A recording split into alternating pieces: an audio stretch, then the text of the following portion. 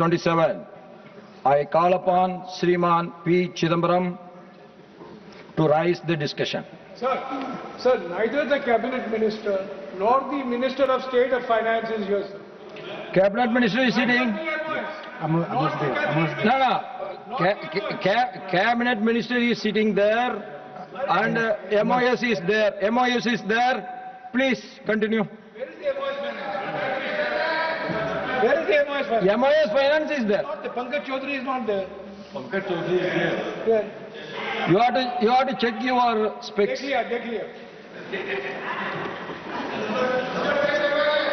Chipet hai, sir. Chipet. Mr. Chairman.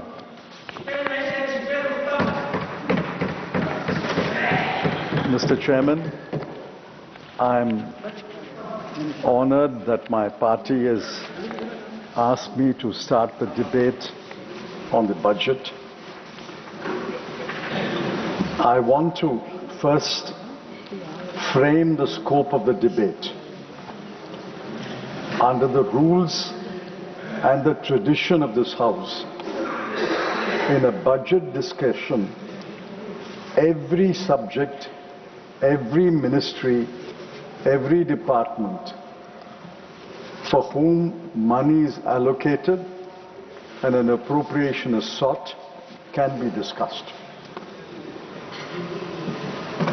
I think the House will agree with my framing of the scope of the debate. The first point I wish to make is the economic survey is prepared by the Economics Division of the Finance Ministry. A lot of people put on a lot of work and do a lot of research and analysis to prepare the survey. It runs to over 700 pages. The narration is about 450 pages, and the statistical appendix is about over 200 pages. I wonder whether the government and its key ministers read the economic survey. The most charitable view is that they don't care for the chief economic advisor. The uncharitable view is that while the chief economic advisor is bringing the government down to earth, what is happening around the country, I think the government and the ministers want to soar high and reach another planet as if we are not living on earth. There are a number of challenges listed in the economic survey. I'll take up only 4 challenges. Capital investment. For some years now, for almost 12 years, capital investment, gross fixed capital formation, is stuck at 30% of GDP. Net FDI in 2024-25 has collapsed to less than 0.09%. FPIs, foreign portfolio investors, are pulling out. Private investment, although companies are cash rich, is stuck at 22% of GDP. In this situation, where neither the public sector, nor the private sector, nor the foreign investor is investing in India, this government has cut capital expenditure. In the year that ended 25-26, they have cut capital expenditure by a whopping 1,44,376 crore. The centre has cut its capital expenditure by 25,335 crore, and what is worse is the state's capital expenditure, for which the center gives advances is cut by 1,19,041 crore. Should there not be an explanation? Why did you not give the money? Or did you impose conditions which the states can't fulfill? There must be a reason for that. No reason in the Honorable Finance Minister's speech. The second challenge is unemployment. All of us agree, all of us should agree, in our constituencies, the most number of requests is for job. Youth unemployment is 15%. Less than 25% of the workforce is in regular employment. There is a shift to self-employment, and more workers are in the agriculture sector than there were 4 or 5 years ago. Only in a country with 144 crore people, only 195 lakh, that is less than 2 crore, are employed in a factory. Yeah. Manufacturing, which is largely factories, is stuck at 16% for many, many years. I'll give you an example. The PM internship scheme was touted. Last year, the finance minister made that statement. Corporate houses were persuaded to offer internship. 1,65,000 offers came. Only 33,000 were accepted. Are there no young men and women to accept an internship in big companies? Only 33,000 accepted. And after 33,000 who accepted, 6,000 left the job. So what is wrong with the internship scheme? She touted it last year. She must explain why the scheme has totally failed this year. The third challenge is the slow growth rate. In paragraph 14 of the Honorable Finance Minister's budget speech, she said, and I'll quote that,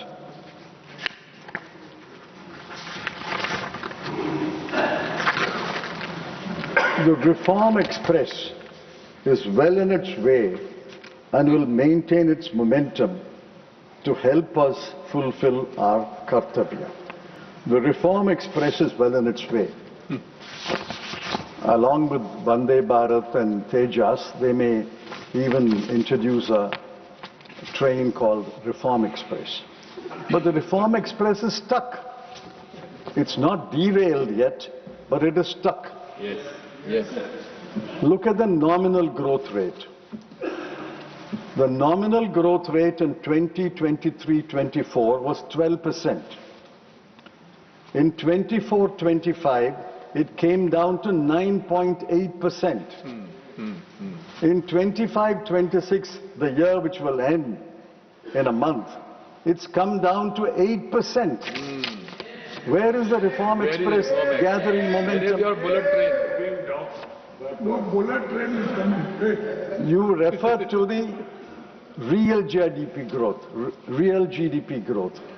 But Dr. Surjit Balla, one of your strongest supporters, has mocked the real GDP growth. That's because your CPI inflation is 0.5%, your wholesale inflation is negative, your deflator is only 0.5. With these numbers, you can always make a GDP growth. But the nominal growth has come down from 12% in 23-24 to 9.8% in 24-25 and 8% in 25-26.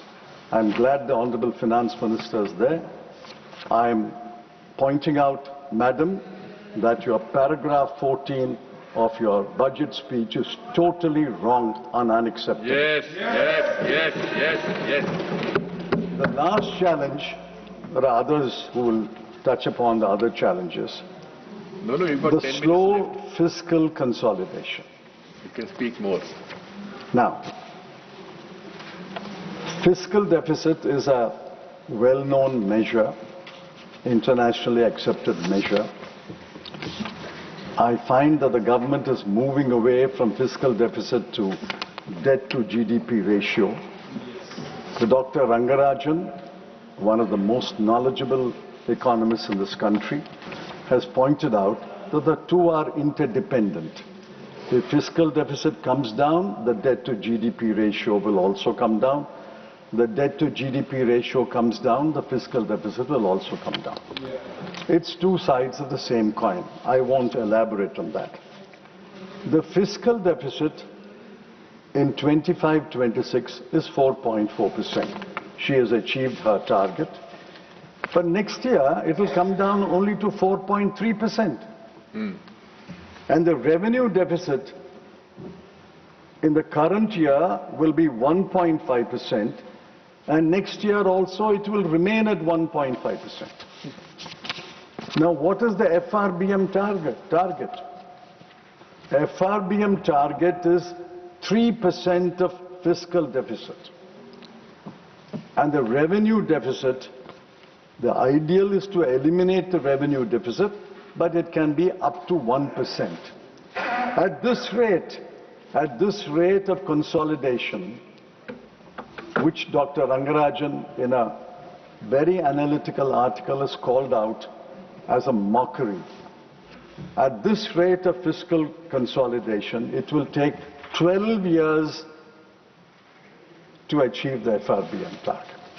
The FRBM target was last achieved only in 1 year, 2007-8, on the fiscal deficit. But since then, the fiscal deficit is ballooned, and then they're trying to bring it down. But at this rate of fiscal consolidation, it's like taking baby steps. Baby steps will not allow you to run 100 meters or 1,000 meters race. Yes. And then what saved the Honorable Finance Minister, not because of higher revenues, but because of higher financial discipline, what saved her was she cut total expenditure by 1 lakh crore and the RBI gave a dividend of 3 lakh crore. Oh. That is how it saved the fiscal deficit. But for these cruel cuts in capital expenditure, but for the bonanza received from the RBI, the fiscal deficit will not be 4.4%, it will be 5.5%. Other challenges listed in the economic survey will be taken up by my learned friends. Now I'm looking for the Honorable Mr. Shivraj Singh Chauhan. I'm the Honorable Mr. C.R. Patil. I'm amazed.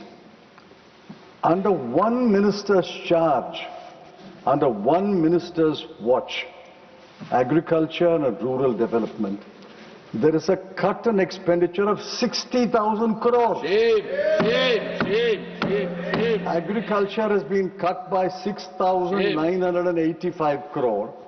Rural development has been cut by 53,067 crore. Rural areas don't require any development. What is the minister doing? What are our officers doing? What are they doing throughout the year? That in 1 year you spend 60,052 crore less. On a Gram Sadak Yojana, and villages are crying for Gram roads, 7,201 crore is the cut. On Awas Yojana, the much touted housing scheme, the cut is 22,331 crore. Don't our people require roads? Don't our people require houses? On grants and aid to states, the cut is 30,391 crore. You blame the states, but why don't you give them money? And there's not a word of explanation why this cut. Somebody in the cabinet, the Honorable Prime Minister must ask the minister and the ministry, why is there under your watch a 60,000 crore cut? Correct. I'm looking for Honorable Mr. C.R. Patil also. The Jal Jeevan Mission was allotted 67,000 crore. You know what they spent? 67,000 crore. They spent only 17,000 crore. What is this going on? And where is Jeevan? Why is there a budget? People are dying because of polluted water, In Indore. contaminated water in Indore. Today we saw a story in a newspaper about a Dalit village in one of the states where 4 sisters committed suicide, and the reporter went to that village. It has no tap water, it has no public toilets, there are no personal housing toilets, Same. and then you don't spend on roads, you don't spend on housing, and the Jal Jeevan Mission is cut 50,000 crore.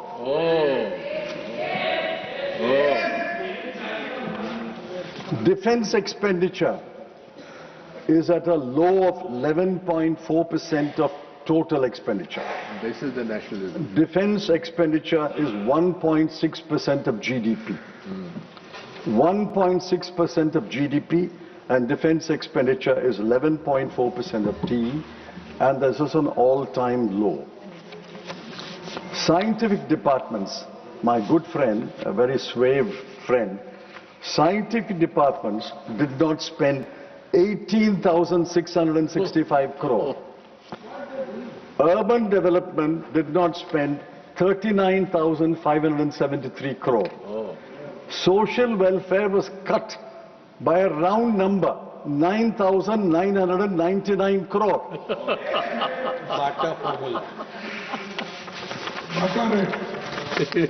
What are the ministers doing?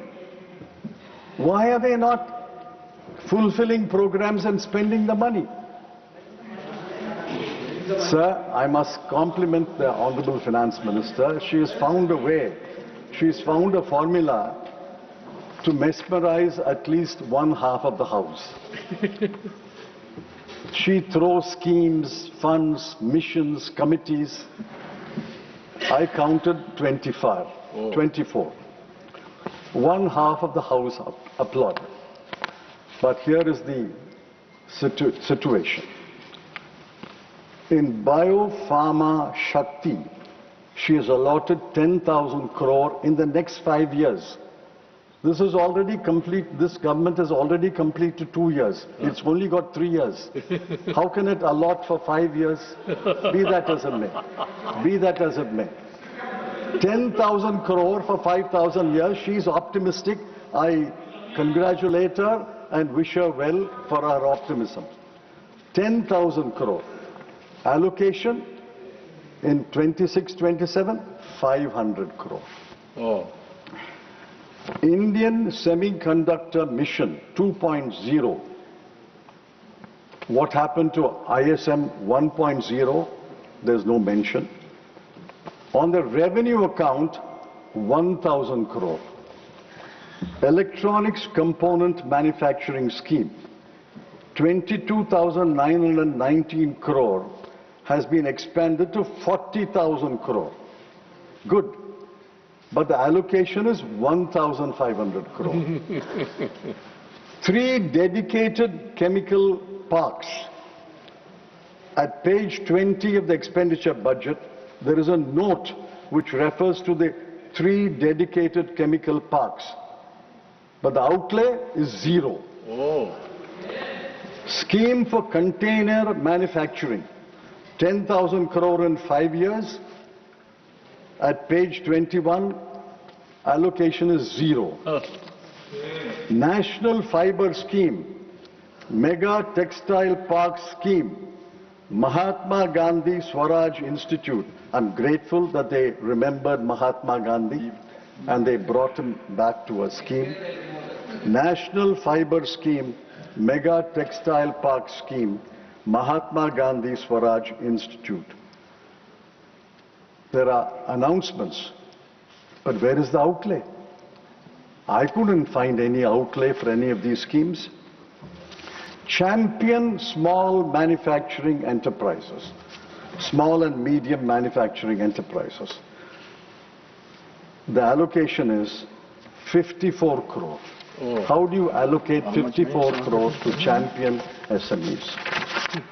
I'm afraid this budget is cautious, parsimonious, forgetful of the past year, Yes, and this will vanish. It has already vanished from the newspapers. Another minister and another deal is occupying the front pages now. The finance minister and the finance minister's budget speech has vanished. This is a forgettable budget which has been prepared by a finance minister who forgot her promises made in this house last year. श्रीमान अरुण सिंह जी। धन्यवाद सभापति जी, आपने हमको बोलने का मौका दिया। और यह 9वीं बार माननीय वित्त मंत्री निर्मला सीतारमण जी ने लगातार बजट पेश किया है, इतिहास है। और अभी तमिलनाडु से आते देश के वित्त मंत्री हैं और यह सब देशवासियों को यह बजट पेश करने का और सुनने का सौभाग्य प्राप्त हुआ। माननीय सभापति जी, जब बजट का साइज देखें तो बजट के साइज को देखेंगे तो कुल मिलाकर के यह 53.5 लाख करोड़ रुपए है। तो एक एक हेड ऑफ अकाउंट की जो चर्चा कर रहे थे, इनके समय में अगर पूरा बजट का साइज देखें तो 16.65, मतलब पहले से लगभग 3 गुना बजट का साइज हुआ है। यह प्रधानमंत्री मोदी जी के नेतृत्व में संभव हुआ है कि 53.5 लाख करोड़ रुपए का। और क्योंकि यह इस बात को, इस बजट को हम देखेंगे तो यह लोगों की आकांक्षाओं को सशक्त करना, जो हमारी आर्थिक प्रगति है उसको और तेज गति से किस प्रकार से उसमें आगे बढ़ना, और सबके साथ सबका विकास, इसके मूल मंत्र को भी संकल्प के साथ सिद्धि करने का इस बजट में दिखता है। सर, अगर फिजिकल डेफिसिट की बात करते हैं तो हम सबको ये देखना चाहिए कि कुल मिलाकर के 12.5 लाख करोड़ रुपए capex expenditure, capital expenditure, 12.20 lakh रुपए कैपिटल एक्सपेंडिचर, जो इनके समय 2 से 2.5 लाख करोड़ रुपए होता था। 17.72 लाख करोड़ रुपए यह विभिन्न योजनाओं के माध्यम से केंद्र सरकार खर्च करने जा रही है। 4.5 लाख करोड़ रुपए सब्सिडी देने जा रही है। और उसके साथ ही साथ जो हमने नेक्स्ट जेन जीएसटी को देखा कि यह जब लागू हुआ और उसके माध्यम से देशवासियों ने बचत उत्सव के रूप में मनाया, 1 लाख करोड़ रुपए देशवासियों को इस जीएसटी को लागू करने से, दर कम करने से उनको लाभ हुआ। तो एक तरफ तो खर्चे बढ़ाना, दूसरी तरफ जीएसटी के माध्यम से लोगों को लाभ देना, उसके बावजूद भी अगर फिजिकल डेफिसिट 4.3% अगर अगले साल का लक्ष्य रखा है तो मैं हृदय से माननीय वित्त मंत्री जी का अभिनंदन करता हूं कि किसी भी प्रकार से कैपिटल एक्सपेंडिचर में कटौती नहीं किया।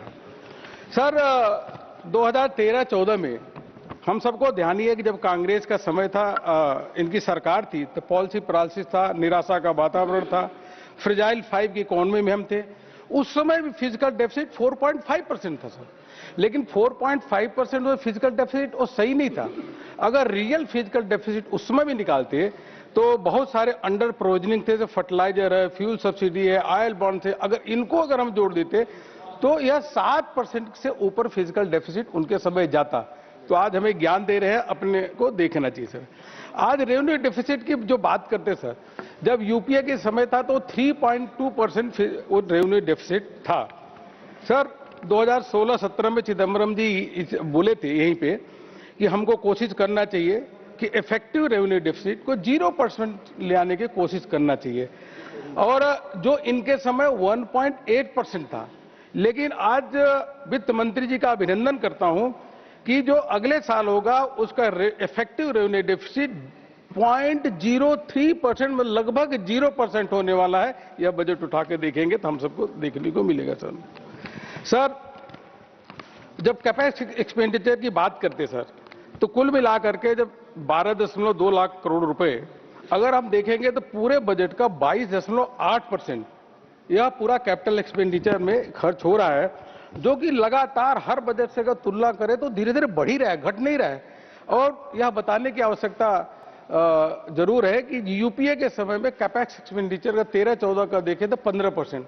अरे भाई, आपके समय 15% होता था, हमारे समय में 22.8%। इतनी बड़ी वृद्धि हुई तो आप कैसे इस पे क्वेश्चन उठा रहे हैं? सर, डेट टू जीडीपी अगर हम देखें सर, तो डेट टू जीडीपी में जहां अमेरिका का 125% है सर, यूके का 101% है, चाइना का 96% है, फ्रांस का 113% डेट टू जीडीपी है, जापान का 230% डेट टू जीडीपी रेशियो है। और जहां तक भारत का अगर हम देखेंगे तो भारत की डेट टू जीडीपी 55% है, 55.6%, जिसको 50% तक 2030 तक ले जाया जाएगा। यह होता है वित्तीय अनुशासन और किस प्रकार से वित्तीय प्रबंधन किया जा रहा है प्रधानमंत्री जी के नेतृत्व में। जो यह इस प्रकार के जो अनेकों जो प्रयास किए गए कि सस्ते लोन को मोबिलाइज किया जाए, उसी का यह नतीजा है कि इस प्रकार से हमको डेट टू जीडीपी देखने को कम मिल रहा है। Sir, tax to GDP sir, यह जो है अभी 11.2%, पहले 10.09% होता था। इसका कारण यह है कि जो आयकर जो हमारे टैक्स पेई हैं, आम नागरिक है, उस पर सरकार का धीरे धीरे भरोसा बढ़ रहा है, बहुत अधिक मोदी जी सरकार पे भरोसा बढ़ रहा है। उसका सीधा उदाहरण मैं देता हूं सर। जब 2014-15 में 4.07 मतलब 4 करोड़ रिटर्न फाइल होती थी 2014-15 में, 4 करोड़ से बढ़कर के पिछले साल देखे तो 9.2 करोड़, दो गुना से अधिक इनकम टैक्स के रिटर्न में फाइल हो रही है। यह विश्वास बढ़ा है सर। उसी प्रकार से डीमैट अकाउंट अगर हम देखें सर, तो डीमैट अकाउंट में भी जो पहले जो 2.5 करोड़ थे, अब 12 करोड़ अकाउंट अधिक खुले हैं, 12 करोड़ अकाउंट हो गए। तो हम कह सकते हैं कि लोगों का विश्वास बढ़ा है, लोग टैक्स दे रहे हैं, और इसलिए टैक्स दे रहे हैं क्योंकि उनको बहुत सारे रिफॉर्म्स के माध्यम से उनको सहूलियत दी गई है। सर, करंट अकाउंट डेफिसिट की अगर बात करें तो करंट अकाउंट डेफिसिट जो यूपीए की सरकार थी तो लगभग 4.8 तक पहुंच गया था, लेकिन आज प्रधानमंत्री मोदी जी के नेतृत्व में make in India and make for the world, इस मंत्र पे हम लोग चल रहे हैं। और उसके कारण सर, जो आज भारत रक्षा क्षेत्र में हमारा एक्सपोर्ट 34 गुना बढ़ा है। मोबाइल का एक्सपोर्ट 2.9 लाख करोड़ रुपए जो पहले हम इंपोर्ट करते थे, आज इंपोर्ट नहीं करते बल्कि 2.9 लाख करोड़ रुपए का मोबाइल एक्सपोर्ट करते हैं। इलेक्ट्रॉनिक्स में किस प्रकार से क्रांति आई है सर। आज भारत इलेक्ट्रॉनिक्स के क्षेत्र में 2013-14 से 8 गुना अधिक एक्सपोर्ट करके 3.3 लाख करोड़ रुपए, इसी प्रकार से हमारा एक्सपोर्ट बढ़ रहा है सर। और सीधा सीधा अगर आंकड़ों में देखें तो जो इनके समय लगभग 4.8% पर थोड़ा कम हो गया होगा, आज हमारा करंट अकाउंट जो डेफिसिट है या 1% से भी कम 0.6% है, 0.6% है। वह दिन दूर नहीं, हम जो यह करंट अकाउंट डेफिसिट नहीं रहेंगे, हम करंट अकाउंट बहुत बड़े सरप्लस पे जाएंगे 2-3 सालों के अंदर, जो प्रयास हो रहा है सर। सर, आज फॉरेक्स रिजर्व 409 बिलियन डॉलर है, जो इनके समय 300 बिलियन डॉलर होता था। मैं जरूर एक बात कहना चाहूंगा सर, पूरे विश्व की निगाहें भारत की ओर है। सभी क्रेडिट रेटिंग एजेंसी से लेकर के सभी विश्व की जो संगठन है, वो भारत की नीतियां, भारत के जो योजनाएं हैं, भारत की कार्य प्रणाली है, उसकी तारीफ कर रहे हैं। और वह देख रहे हैं कि भारत धीरे धीरे ग्लोबल हब बनता जा रहा है। उसी का नतीजा देखेंगे तो एक साल के अंदर यह रिकॉर्ड है कि भारत ने जो एग्रीमेंट किया, 6 एग्रीमेंट किए थे, इंडिया ओमान CEPA एग्रीमेंट हुआ, उसके साथ India New Zealand FTA agreement, free trade agreement हुआ, इंडिया UK CETA एग्रीमेंट हुआ, इंडिया EU अभी जो लेटेस्ट हुआ FTA एग्रीमेंट हुआ, और सबसे बड़ा इंडिया US ट्रेड डील हुआ। ये भारत की क्षमता, भारत का सामर्थ्य, भारत की शक्ति को दर्शाता है कि भारत ग्लोबल हब बनने जा रहा है। प्लीज। सर आज इन्फ्लेशन, उधर वाले बैठे हैं, जरा मैं बताता हूं, उधर वाले बैठे हैं, जरा आपको लोगों की बारे में जरा थोड़ी भी समझ हो तो अगर ये फ्री ट्रेड एग्रीमेंट हुआ है तो MSME छोटे छोटे उद्योग हैं, उनको कितना बड़ा लाभ होने वाला है, कितना वो एक्सपोर्ट करने वाले हैं, यह सीधे सीधे एम्प्लॉयमेंट से जुड़ता है। सर अगर इन्फ्लेशन देखें सर, तो इन्फ्लेशन भी सर हम सबको मालूम है, इसी सदन में खड़े होकर के कांग्रेस के वित्त मंत्री कई बार बोलते थे कि we are trying to curtail the inflation rate, हम पूरी मेहनत कर रहे हैं, लेकिन जितनी बार बोलते उतनी बार इन्फ्लेशन बढ़ता चला जाता। इनके समय जो महंगाई दर जो था इन्फ्लेशन, वह 9.49% था, अब जाकर के 2% से भी कम महंगाई रेट है। यह प्रधानमंत्री जी की नीतियां, प्रधानमंत्री जी की उपलब्धि है। सर जब हम रोड ट्रांसपोर्ट की बात करते हैं, चूंकि आपने कहा कि सभी मंत्रालयों से जुड़ा हुआ ये बजट होता है, तो सभी मंत्रालय, हम कुछ मंत्रालयों की चर्चा कर देते हैं। सर जो रोड ट्रांसपोर्ट है सर, इसमें कल्पना करिए इनके समय 31,302 करोड़ रुपए, अब जाकर के 3,09,873, 10 गुना रोड ट्रांसपोर्ट में यह मोदी सरकार एलोकेट कर रही है, यह उपलब्धि है। और इसी के कारण, अरे दिग्विजय जी, इसी के कारण आप एक्सप्रेसवे पे चलते हैं, इसी के कारण वंदे भारत ट्रेन पे चलते हैं, इसी के कारण नए नए एयरपोर्ट बने हैं, इतना पैसा एलोकेट हो रहा, तो आप लोग ही आनंद ले रहे हो सबसे जी, और आप लोग तारीफ नहीं करो, बड़ी बात है। सर अब हमारे शहरी जो आवासीय एवं शहरी मंत्रालय सर, इसको भारी भरकम बजट दिया गया है, 85,522 करोड़, इनके समय 1,486 करोड़ रुपए होता था। इसका मतलब है कि जो प्रधानमंत्री जी चाहते हैं कि हमारे हर गरीब के पास मकान होना चाहिए, 4 करोड़ मकान बन गए, लेकिन वो चाहते हैं कि कोई भी गरीब देश का ऐसा न बचे जिसके पास उसका आशियाना न हो, उसका घर न हो। इस बात को यह प्रतीत होता है कि 85,000 करोड़ का बजट इसलिए अलॉट किया गया है कि सभी गरीबों के पास मकान रहे। एक गरीबों को आश्वस्त करने के लिए इतनी बड़ी बजट इसमें रखी गई। सर रेलवे के संबंध में सर, रेलवे तो सर एक तरीके से कहिए तो रेलवे के जो नई नई ट्रेनें चल रही सर, और जिस प्रकार से पटरियों में उनका नई पटरियां भी बन रही, चौड़ीकरण भी हो रहा सर।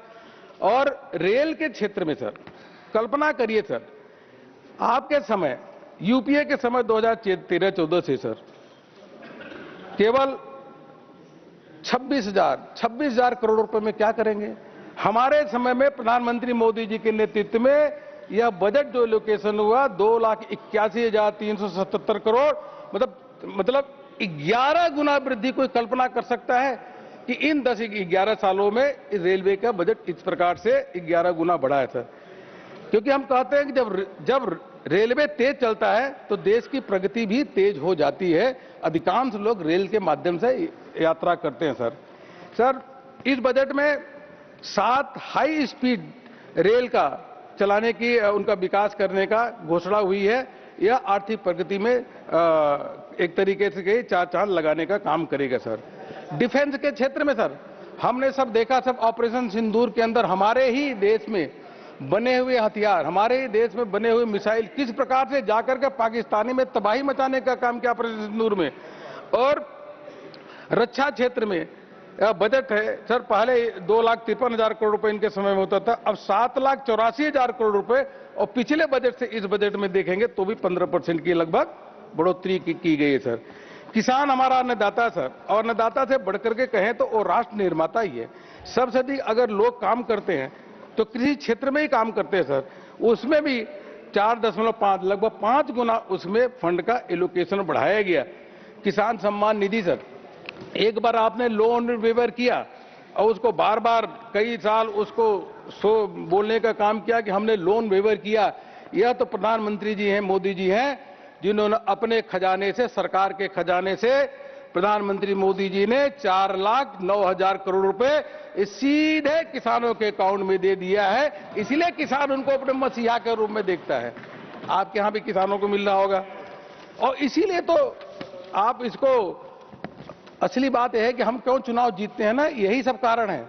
जब किसान को, गरीब को सीधे उनके अकाउंट में पैसा मिलता है, उनका आर्थिक सशक्तिकरण होता है, तो प्रधानमंत्री मोदी जी को अपने मसीहा के रूप में देखता है और एक तरफा हमको समर्थन देने का काम करता है।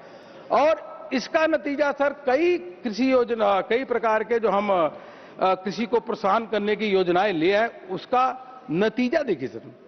आज अन्न का रिकॉर्ड उत्पादन 357 मिलियन टन आज अन्न का उत्पादन है, और आप भी समझिए आपके समय 251.67 लाख मिलियन टन था। चावल का उत्पादन सर, चावल का उत्पादन 150 मिलियन टन है, और विश्व में नंबर 1 है। दूध का उत्पादन नंबर 1 है। मछली के उत्पादन में 140% की वृद्धि हुई है। पशुधन में 195% की वृद्धि हुई है। हॉर्टिकल्चर क्षेत्र में 362 मिलियन टन का उत्पादन हुआ है। सभापति महोदय, इसी सदन में कांग्रेस की सरकारें केवल खाद्य सुरक्षा की बात करती थी। आज मोदी जी के नेतृत्व में देश वैश्विक कृषि नेतृत्वकर्ता बन रहा है, जहां किसान की आय और ग्रामीण अर्थव्यवस्था सशक्त हो रही है और एक साथ चल रही है सर। सर एक चीज मैं जरूर बताऊंगा सर, ये मनरेगा के बारे में इन्होंने बहुत शोर मचाने का काम किया। मनरेगा सर, मनरेगा के बारे में कि सरकार उसका बजट खत्म कर रही है, मनरेगा को खत्म कर दिया, पैसा उसको नहीं दिया गया, नीचे इतना भ्रम फैलाने की असफल कोशिश की, क्योंकि जमीन में तो कोई जना लोग इनकी बात को न सुन रहे थे न एक्सेप्ट कर रहे थे। लेकिन सर जी राम जी का के बारे में जब इसमें हमने देखा बजट में सर, और आप सबने भी देखा हो, तो आपने तो मनरेगा के लिए 33,000 करोड़ रुपए 2013-14 में देते थे, केवल 33,000 करोड़ रुपए। हमारे इस बजट में अगर देखें तो पिछले साल 88,000 करोड़ रुपए था, इस बार 42% बढ़ा करके 1,25,000 करोड़ रुपए जी राम जी के लिए निर्धारित किया। क्योंकि जब मोदी सरकार है, प्रधानमंत्री मोदी जी कहते हैं कि जो हमारे कृषक श्रमिक हैं 100 दिन के जगह 125 दिन उनको हम काम करने का अधिकार दे रहे हैं, और ऊपर से जो उनको काम नहीं देगा पेनाल्टी भी लगाने का काम कर रहे हैं, तो बजट भी उसी प्रकार से बढ़ा है। अब आपकी कांग्रेस के और विपक्ष के लोग सुन ले, आपकी बोलती नीचे बंद हो गई है, क्योंकि ये बजट में इतना बड़ा एलोकेशन है। अब जाके आप समझाओगे तो कृषि श्रमिक दौड़ा लेगा आपको। इसलिए मेरा सलाह है कि आप नीचे जाकर के मनरेगा की बात मत करना। ये जमीनी आपको हकीकत, जमीनी हमको ग्राउंड रियलिटी समझा रहे सर। जल जीवन मिशन में ठीक है, पिछले बार थोड़ा कम खर्च हुआ क्योंकि यूटिलाइजेशन नहीं आया होगा, लेकिन इस बजट में 67,670 करोड़। भाई आप ये बताइए, आप किस नैतिकता के आधार पर प्रश्न कर रहे हैं? देश की आजादी के बाद नल से जल केवल 3 करोड़ घरों में कांग्रेस पहुंचा पाई थी। केवल 3 करोड़ घरों में मोदी जी के नेतृत्व में 12 करोड़ घरों में नल से जल पहुंचाने का काम किया। आप किस नैतिकता से प्रश्न कर रहे हैं भाई? ये समझ में नहीं आ रहा है। अपने गिरबान में झांकिए जरा, है? हाँ, ये समझ ही नहीं रहे। हम विश्व की चौथी अर्थव्यवस्था बन चुके हैं सर। एमएसएमई के बारे में जरूर बात करूंगा सर। मैं एमएसएमई के सेक्टर के लोगों से बात हो रही है, इतने प्रसन्न है सर, इतने खुश है वो कि जो इस बजट में 10,000 करोड़ रुपए का एमएसएमई ग्रोथ फंड क्रिएट किया गया, number 1। Number 2, trade receivable discounting जो सिस्टम है उसके माध्यम से यह सुनिश्चित किया गया कि उनको पेमेंट तुरंत मिल जाएगा, उनकी जो क्रेडिट अपना वर्किंग कैपिटल हो और मजबूत होगा।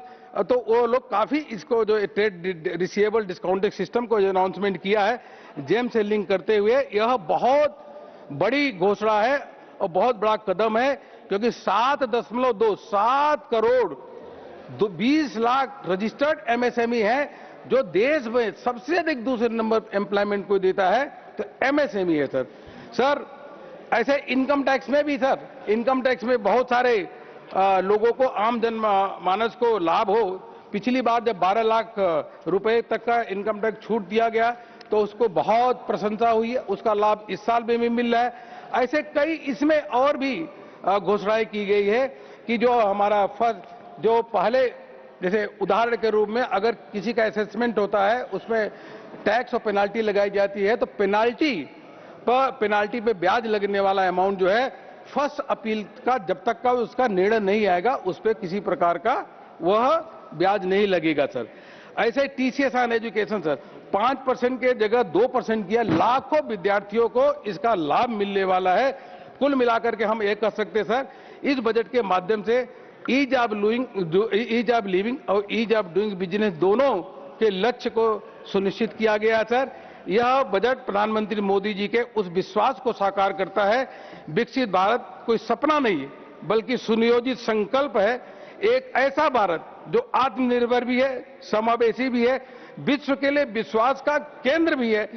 इस बजट के माध्यम से सर मैं यही कह सकता हूं कि पूरे देशवासी प्रधानमंत्री जी का अभिनंदन कर रहे हैं और आगे भारत कहां पहुंचने वाला विकसित भारत के संकल्प को साकार करने के लिए सर जब 10 सेमीकंडक्टर यूनिट लग चुकी हैं और उसके साथ साथ इंडिया सेमीकंडक्टर मिशन 2.0 इसकी घोषणा हुई है।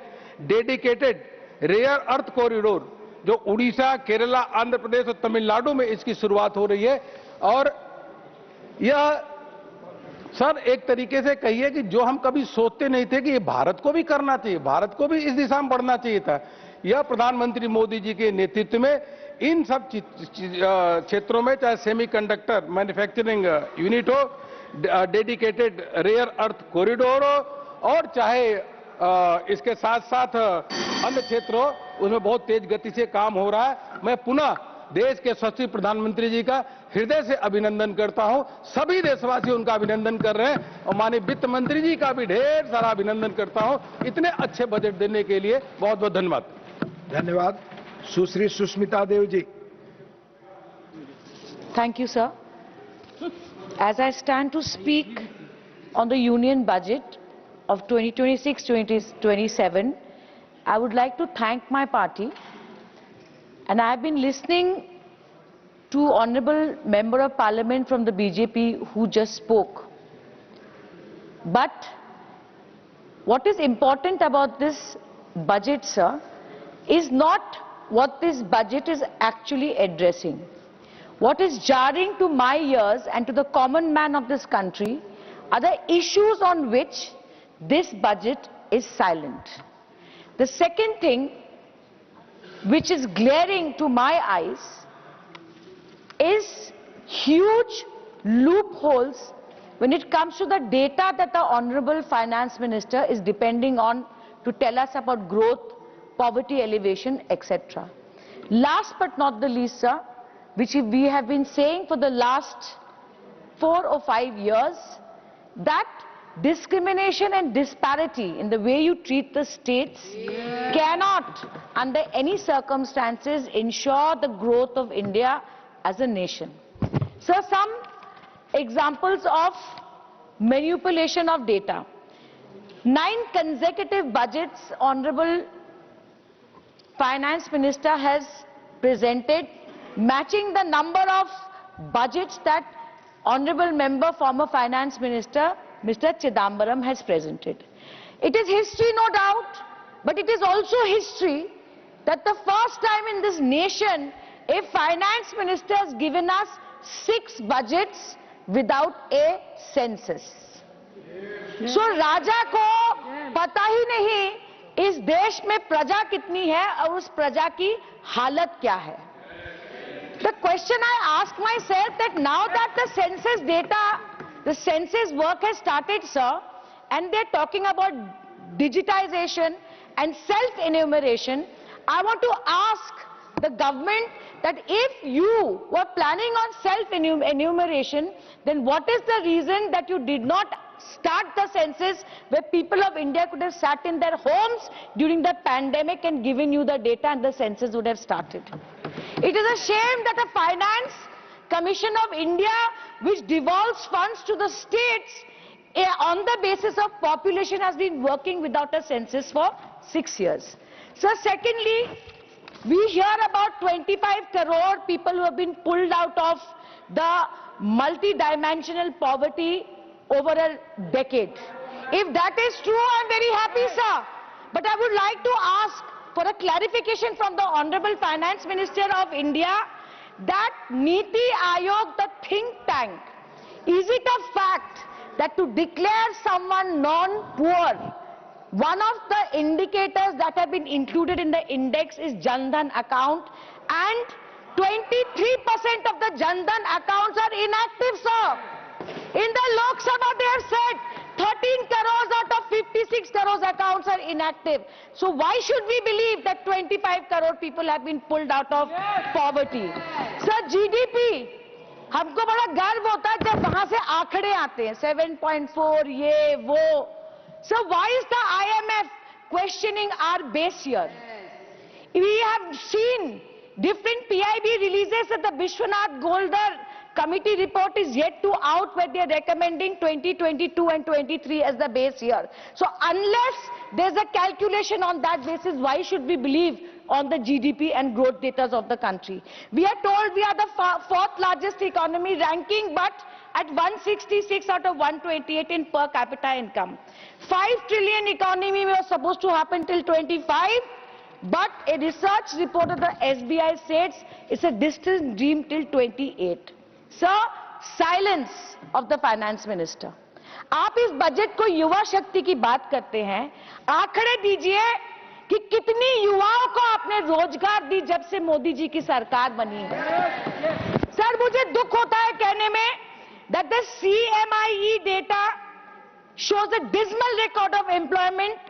The PLFS data shows only 1 in 2 graduates are employable. Sir, Assam government तो ढिंडोरा पीट रही है कि हम 2 लाख 1.5 लाख सरकारी नौकरी दे रहे हैं.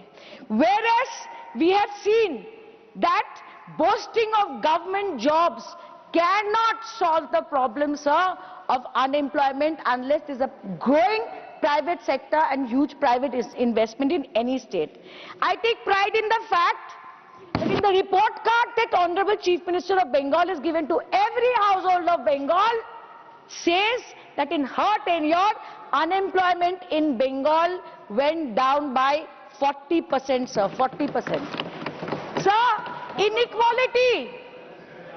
This budget speech is silent on inequality, whereas the scathing report of the World Inequality Report 2026 tells us India is one of the highest in the world, and 100-year high means worse than the colonial era.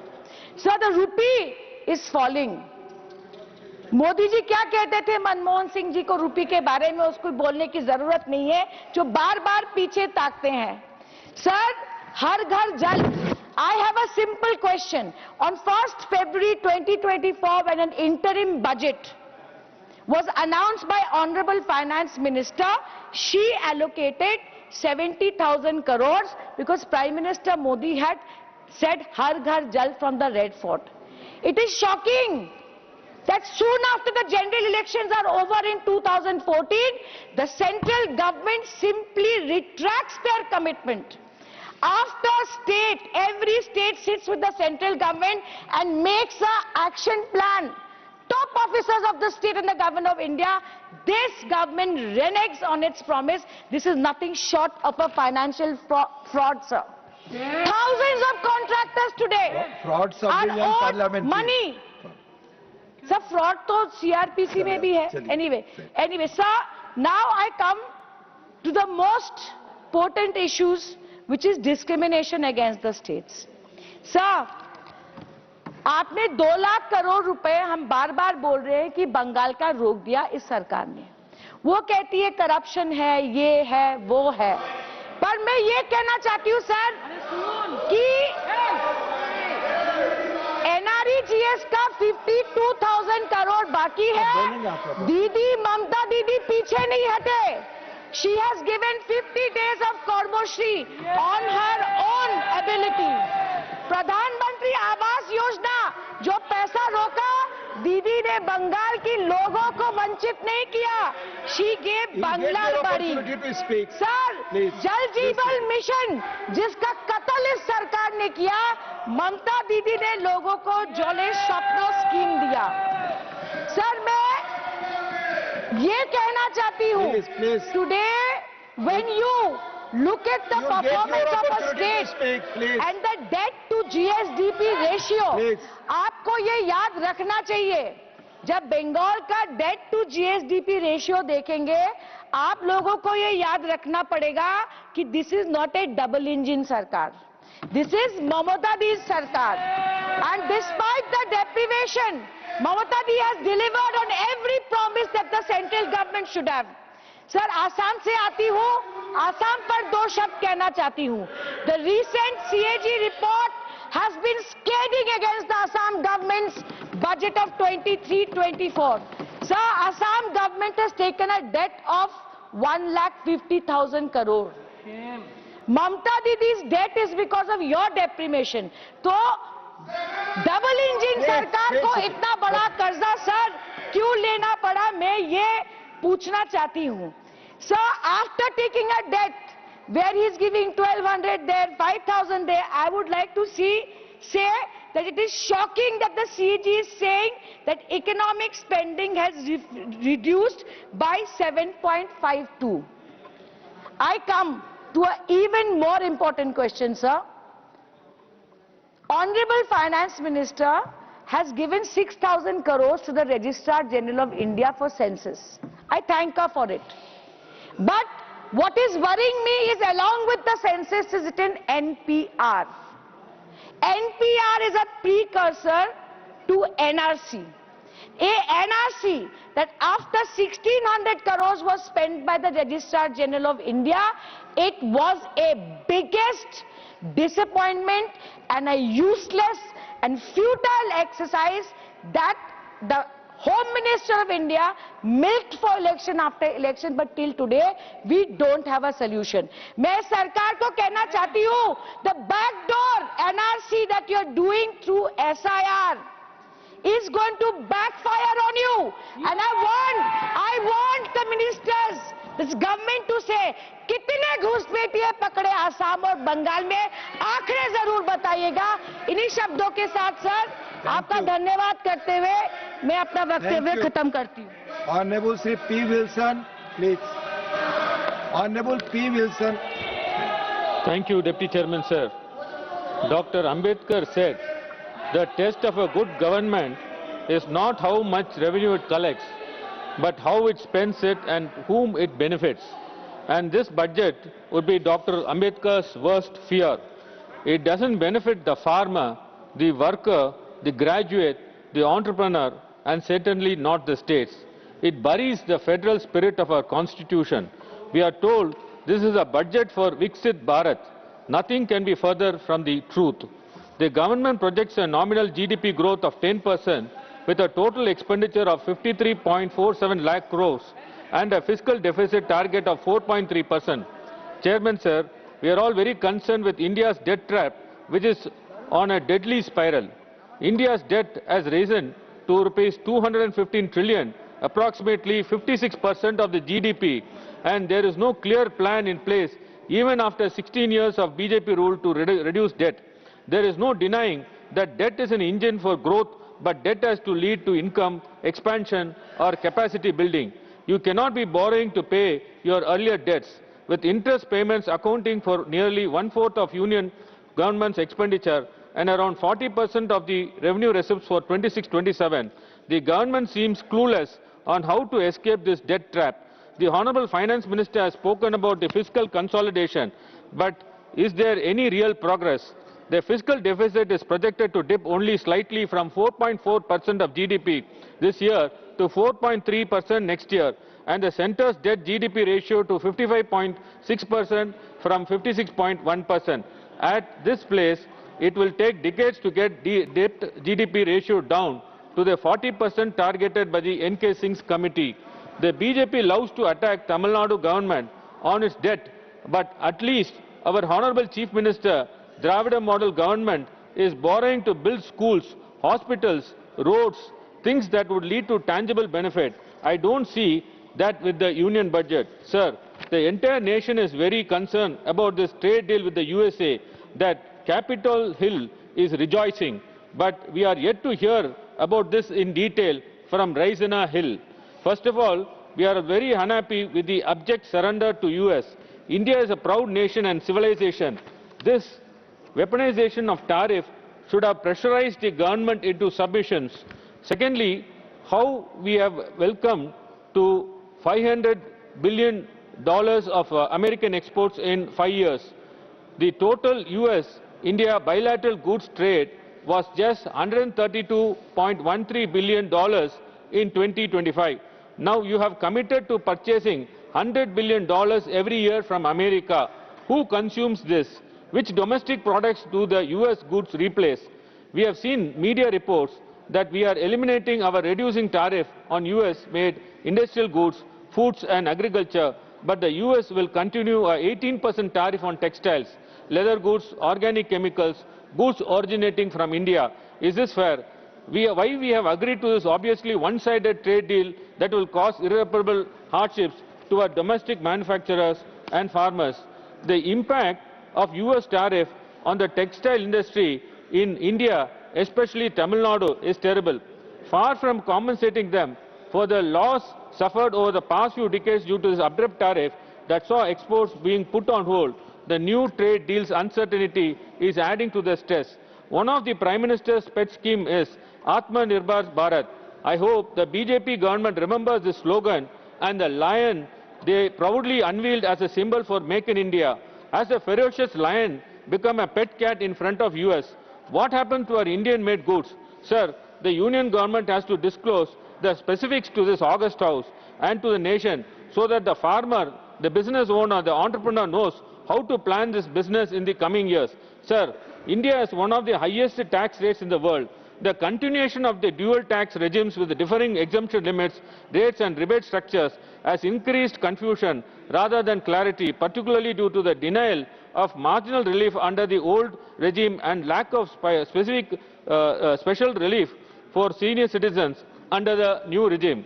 The withdrawal of saving links deduction is discouraging long-term savings and burdening taxpayers who made commitments based on the earlier incentives.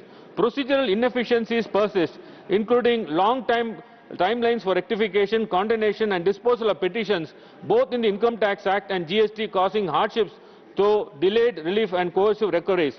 Sir, the union needs to create more benches of IT-AT and GST-AT and appoint more members.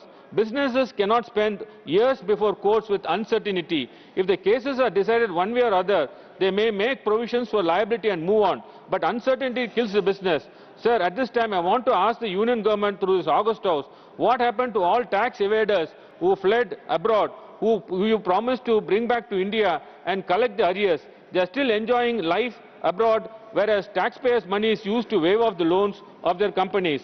Now let us look at the infrastructure, which the government probably calls the crown jewel of this budget. They announced 12.2 lakh crores for capital spending, 3.1 lakh crores for roads, 2.8 lakh crores for railways, and big promises of new economic regions. It sounds impressive, but the real question is simple. Where is the execution? Years after years, projects don't even spend the full money allocated.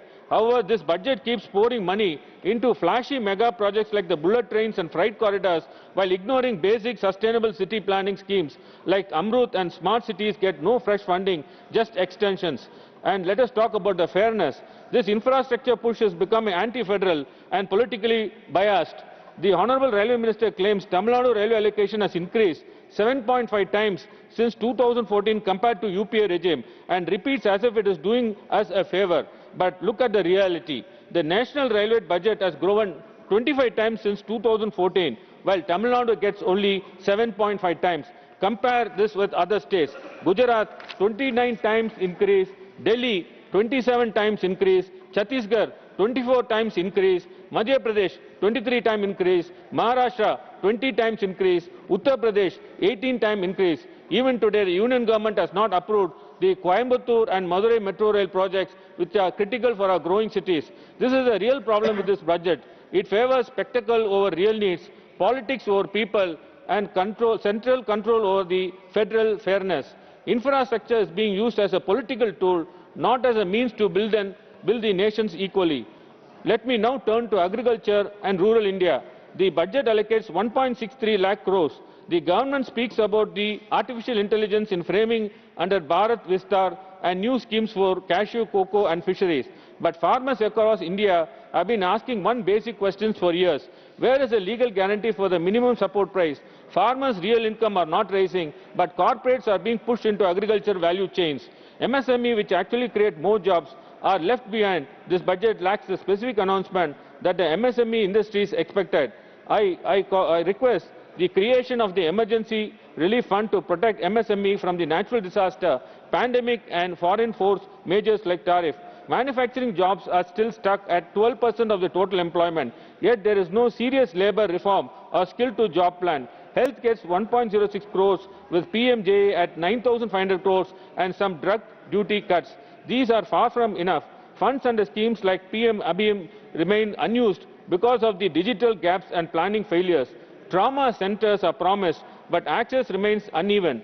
Gender and child welfare allocations fall short. The National Health Policy 2017 set a target of increasing total public health expenditure to 2.5% of GDP by 2025. Spending, however, remains at 1.7% of the GDP as per the Economic Survey 2025. Our Honourable Deputy Chief Minister, Mr. Udayanidhi Stalin, has been reminding the BJP for the last 5 years that Madurai AIMS has not been completed, and AIMS Madurai classrooms are operating from Ramnath districts. It looks like first batch of students graduating from Madurai AIMS would graduate without even looking at their campus. Spending on the health is not charity. You are investing in your citizens and the country will reap the benefits. Education and youth are mentioned, but where are the jobs?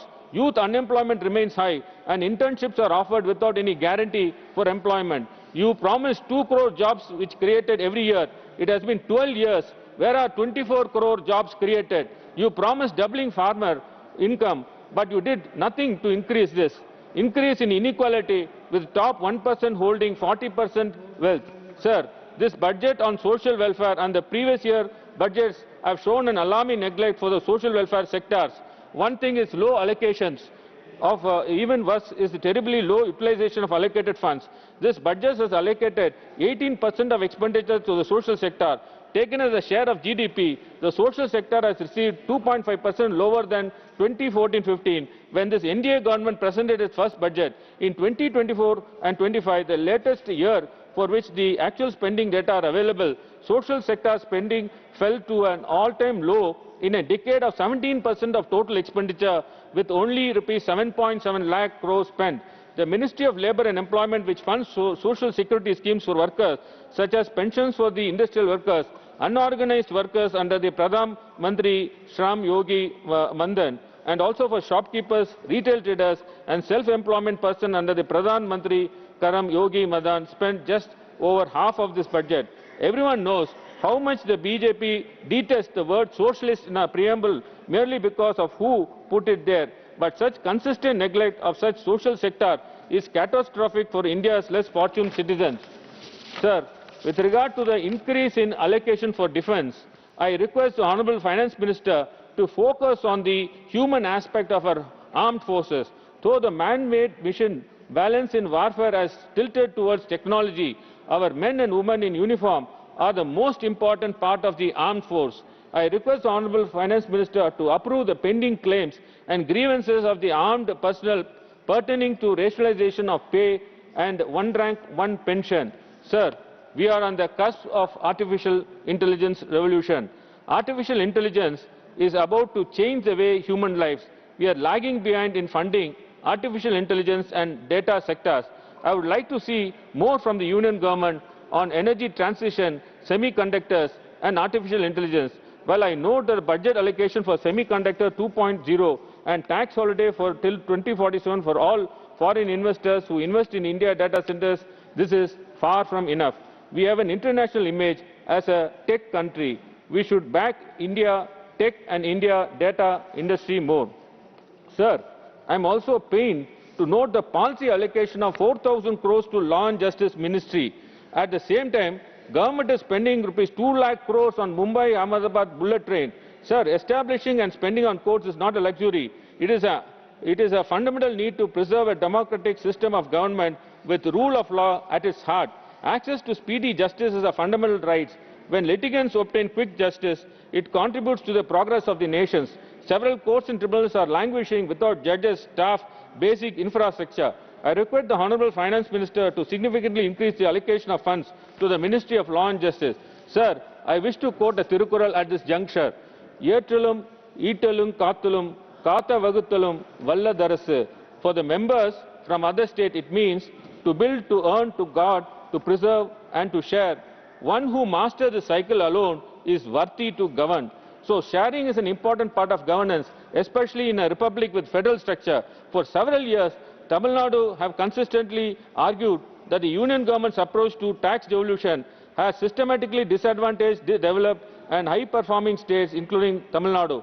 Once again, the demand raised by many states that the shares of the states in the divisible pool of taxes be increased from 41% to 50% has been ignored. The share remains frozen at 41%. In contrast, 16 Finance Commission reduces allocation by 2.5% for controlling population as allocation democratic performance reduced from 12.5% to 10%. Further, the contrast in tax devolution towards north and south is clear. Uttar Pradesh alone receives 17.62% of the divisible pool, Bihar receives 9.95%, Madhya Pradesh receives 7.35%. These three states together account for 35% of tax devolution. Now compare this with the entire southern region. All South Indian states combined receive only 17% despite contributing approximately 31% of India's GDP. What makes this more concerning is that even when 16th Finance Commission acknowledged the role of states in driving India's economic growth, the final allocation still fails to adequately recognize India's contribution. Sir, you normally place your best batsman as the opening batsman. If Tamil Nadu is your best performer, you should cherish and showcase the state, not undercut it at every turn. We have delivered 11.4% growth last year. Why this discrimination? Tamil Nadu, which has the second largest state economy and plays a vital role in national growth, has been allotted only 4.097% in tax devolution for the coming 5 years. The concerns do not end here. Consider the Jal Jeevan Mission. Tamil Nadu has repeatedly pointed out 3,112 crores requested and the scheme has not been released. This when the Jal Jeevan Mission has spent only 17,000 crores of 60,000 crores, estimately by the budget 25-26. So the union is allocating the funds on paper just to give a media bite that such a large sum has been allocated, but it is not spent and more importantly not devolved to the states. Even more troubling is the sharp reduction in the national allocation from 67,000 crore in the budget estimates to only 17,000 crore in the revised estimates. This raises serious concern about the future of a scheme that directly affects drinking water access. Similarly, allocations for the rural roads under the Prime Minister Gram Sadak Yojana have been reduced from 90,000 crores to 11,000 crores. The rural housing scheme has been allocation dropped from 35,832 crores to 32,500 crores. And perhaps the most striking example is the PM internship scheme announced with great enthusiasm last year at 10,831 crores, but reduced in the revised estimates to rupees 526 crores. Such a drastic reduction inevitably raises doubts about the planning, execution and seriousness of the intent. Yet none have been announced. Funds of rupees 3,548 crores under the Samagra Shiksha scheme remain withheld for refusing to accept Hindi imposition. The 3,112 crores pending under the Jal Jeevan Mission remains under address.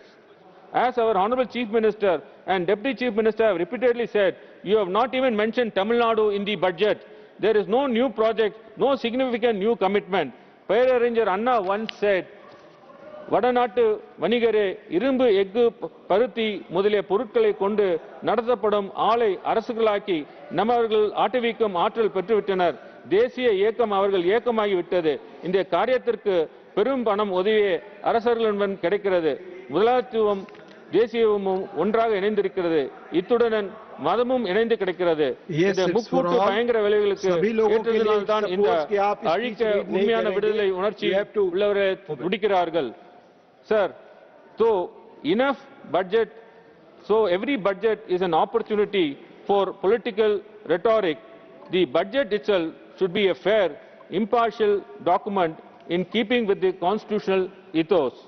Under the BJP, the union budget has become a political tool to punish the states that do not elect the NDA and reward states with NDA. Such a misuse of the budget is disastrous for the country. if Article 14 of the Constitution is applied to the present budget, it will be quashed in a moment, as it is highly discriminatory in terms of allocation. Madam, what you give to Tamil Nadu will come back to you. Since you have not given anything, nothing will come back to you. Sir, Tamil Nadu is a jewel on the India's crown. We are your best performing state.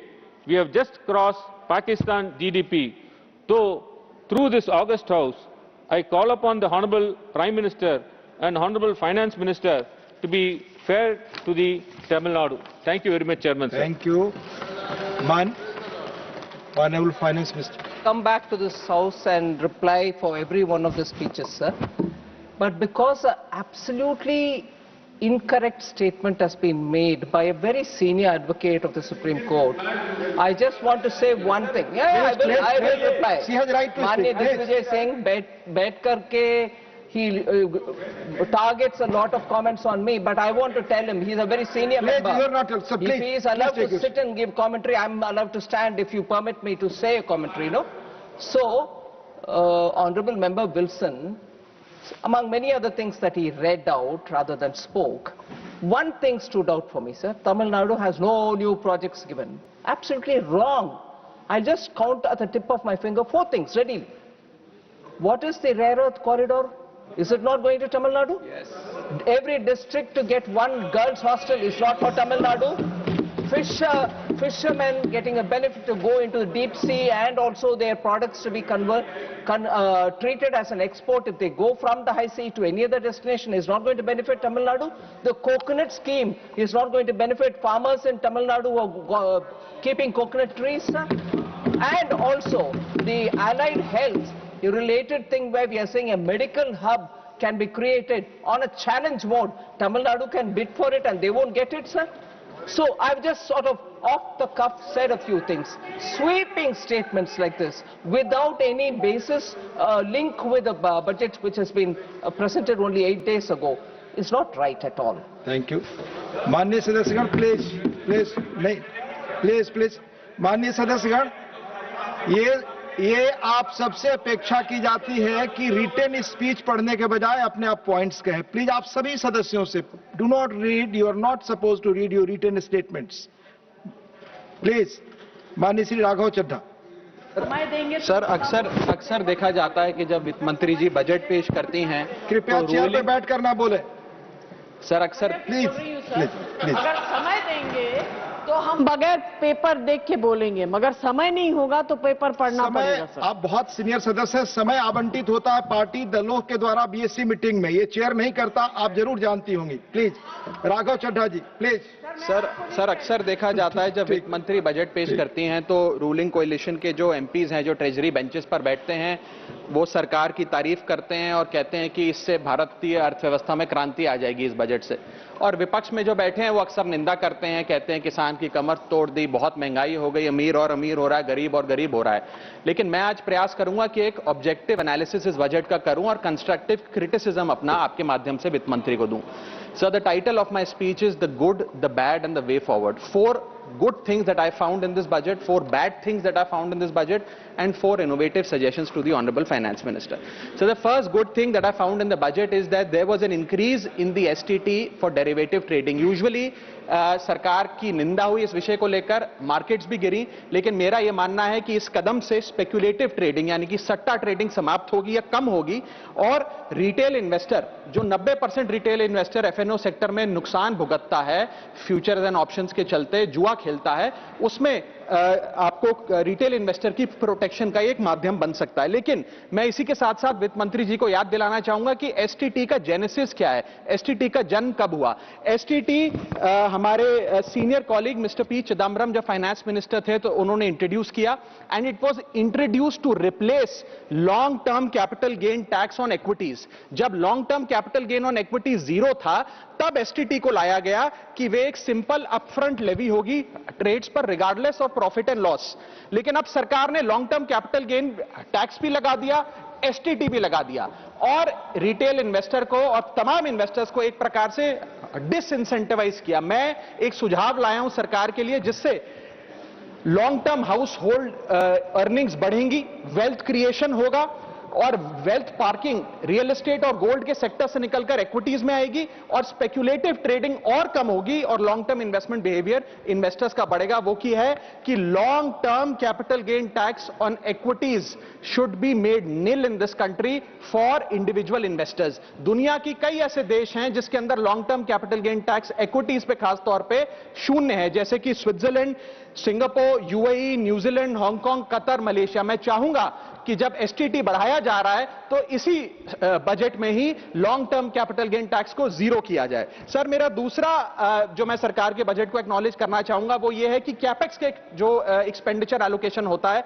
उसमें एक बढ़ोतरी देखी गई। जहां वित्तीय वर्ष 18-19 में मात्र 3 लाख करोड़ कैपेक्स था, वो इस वित्तीय वर्ष में 12 लाख करोड़ तक पहुंचा है, which is 4.4% of the GDP, which is a good step. It will have a multiplier effect and it will prioritise asset creation. लेकिन इसके साथ साथ सरकार को 5 साल में क्या कैपेक्स वो कौन कौन से क्षेत्रों में खर्चा करने जा रही है उसका एक ब्यौरा देना चाहिए ताकि प्राइवेट सेक्टर भी इस कैपेक्स के खर्चे को मैच कर सके। So third thing which we found in the speech of the finance minister is that there was a relative restraint in making budgetary announcements for election bound states. अक्सर वित्त मंत्री का भाषण सुन के बता सकते हैं कि कौन से राज्यों में चुनाव होने जा रहा है। इस स्पीच में उन्होंने थोड़ा सा रिस्ट्रेंट एक्सरसाइज किया जिसे मैं एक्नॉलेज करता हूं। और आखिरी अच्छी चीज जो इस बजट में नजर आई वो ये था कि एनआरआई की इन्वेस्टमेंट लिमिट में एनहांसमेंट हुई। लेकिन मैं बता दूं कि जब एफआईआईज ने, फॉरेन इन्वेस्टर्स ने, फॉरेन पोर्टफोलियो इन्वेस्टर्स ने इस देश के बाजार से पैसा निकाल लिया और पिछले एक वित्तीय वर्ष में 23 बिलियन निकाला, तब जाकर सरकार जागी और सरकार ने एनआरआईज के लिए इक्विटी मार्केट का दरवाजा खोलकर उनकी इन्वेस्टमेंट लिमिट को 5% से बढ़ा दिया। इसमें कोई दो राय नहीं है कि इससे इन्वेस्टर्स 32 मिलियन एनआरआई इन्वेस्टर्स को अब भारतीय बाजार में पैसा डालने का मौका मिलेगा। लेकिन इसी के साथ साथ सरकार को इस पर भी गौर फरमाना चाहिए कि क्यों फॉरेन इन्वेस्टर्स भारत से पैसा निकाल कर बाजार को छोड़कर जा रहे हैं। Sir, now I come to the bad part of the budget. First thing is the debt to GDP crisis. सरकार ने और डेट लेने के लिए, कर्जा लेने के लिए इस बजट में फॉर्मूला ही बदल दिया। पहले सरकार डेट जब लेती थी तो ओल्ड एफआरबीएम रूल्स के तहत 3% ऑफ जीडीपी तक का फ्रेश डेट लेती थी। इस बजट में सरकार ने उस फॉर्मूले को बदलकर कहा कि टोटल सरकार का डेट जीडीपी का 50% होगा और उस सीमा में हम डेट लेंगे। यानी कि they want to play on the denominator effect. For example, एक साल बजट अगर हमारा जीडीपी 12% से ग्रो करता है तो उस साल सरकार खूब सारा डेट लेके सरकार पे कर्जा लाद सकती है, जो कि फिस्कल डेफिसिट 4.5, 6.5, 5% तक भी पहुंच सकता है। सर, इसी के साथ साथ मैं बताना चाहूंगा कि आज सरकार कहती है कि हमारा डेट टू जीडीपी रेशियो 56% है, लेकिन ये गलत है क्योंकि बहुत सारे ऑफ बैलेंस शीट आइटम्स हैं जिसे सरकार डेट में दिखाती ही नहीं है, जैसे कि FCI bonds, OMC bonds, fertiliser, NHAI, NFSS, यानी कि तमाम तरीके के ऐसे कर्जे हैं सरकार के ऊपर जो सरकार अपनी बैलेंस शीट में नहीं दिखाती है। सर, मैं सरकार को आपके माध्यम से यह रिक्वेस्ट करना चाहूंगा कि देश का कर्जा और कैसे ना बढ़े इस पर काम करें, ना कि और कर्जा लेने के लिए हम जीडीपी और डेट टू जीडीपी के फॉर्मूले के रेशियोज बदलकर और पैसा कर्जे पे ब्याज पर लेने का प्रयास करें। सर, दूसरी दिक्कत जो इस बजट में नजर आई वो ये थी कि इनकम टैक्स स्लैब में चेंज नहीं हुआ। सर, हर साल देश का आम आदमी जब वित्त मंत्री जी की बजट की स्पीच सुनता है तो वो इसलिए नहीं सुनता कि पीएलआई की क्या इन्वेस्टमेंट होगी, कौन सा कॉरिडोर बन रहा है। देश का आम आदमी, सैलरीड क्लास, इसलिए बजट की स्पीच सुनता है कि उसके अंदर स्लैब में कोई रिवीजन होगा, क्या हमारी स्टैंडर्ड डिडक्शन की जो हमें डिडक्शन मिलती है वो बढ़ेगी। लेकिन इस बार बजट में देश का आम आदमी और खास तौर पर देश का मिडिल क्लास डिसअपॉइंट हुआ। पहले ही there has been a stagnation in the salaries. Inflation 6.8% पे खड़ा है, लेकिन उसके बावजूद हमने इस बार कोई स्लैब में या स्टैंडर्ड डिडक्शन में चेंज नहीं देखा। मैं आपके माध्यम से वित्त मंत्री जी को रिक्वेस्ट करना चाहूंगा कि आप इसी बजट में अनाउंसमेंट करें कि स्टैंडर्ड डिडक्शन जो 75,000 रुपए उसे बढ़ाकर सैलरीड क्लास के लिए 1.5 लाख रुपए किया जाए। Sir, third problem that was there with the budget is that there was no relief for the middle class. Sir, after a very long time in India's history, the personal income tax collection was more than the corporate income tax collection, यानी कि individuals ने जो income tax भरा वो लगभग 11 लाख करोड़ के आसपास भरा, और कंपनियों ने, कॉर्पोरेट ने जो इनकम टैक्स भरा वो लगभग 9.8 लाख करोड़, यानी कि मैक्सिमम टैक्स आपको इंडिविजुअल्स के इनकम टैक्स से मिल रहा है। आप मिडिल क्लास वो टैक्स भर रहा है। आज वो दौर आ गया है कि हम मिडिल क्लास को अपलिफ्ट करें, मिडिल क्लास को पैम्पर करें, नहीं तो मिडिल क्लास एक सैंडविच की तरह रिच क्लास और पुअर क्लास में दबता चला जा रहा है। सर, राइजिंग कॉस्ट प्रेशर्स के चलते पिछले वित्तीय वर्ष में मिडिल क्लास ने देखा कि उसके एजुकेशन के खर्चे में 8% की बढ़ोतरी हुई, हेल्थ केयर 9% से महंगा हुआ, रेंट 7% से, फूड 6% से, ट्रांसपोर्ट 5% से। मेरा रिक्वेस्ट यह है माननीय फाइनेंस मिनिस्टर से कि वो इनकम टैक्स में रियायत देकर या तो मिडिल क्लास को कोई रिलीफ दें, और अगर इनकम टैक्स में रियायत नहीं दे सकती हैं तो उसकी सेविंग्स और इन्वेस्टमेंट्स पे उसको बेनिफिट दें, उसे इंसेंटिव्स दें कि वो ज्यादा बचत करे, ज्यादा वेल्थ क्रिएशन कर पाए। Sir, fourth problem in this budget that I found was the budgetary allocation to health, which is low and which certainly needs a relook. Sir, आज हमने अपने टोटल गवर्नमेंट एक्सपेंडिचर का 2% हेल्थ को allocate किया है, लगभग 1 लाख करोड़ के आसपास। नेशनल हेल्थ पॉलिसी 2017 बताती है सर, और सरकार का ये अपना ऑब्जेक्टिव रहा है, गोल रहा है, that spending on public health should be 2.5% of GDP.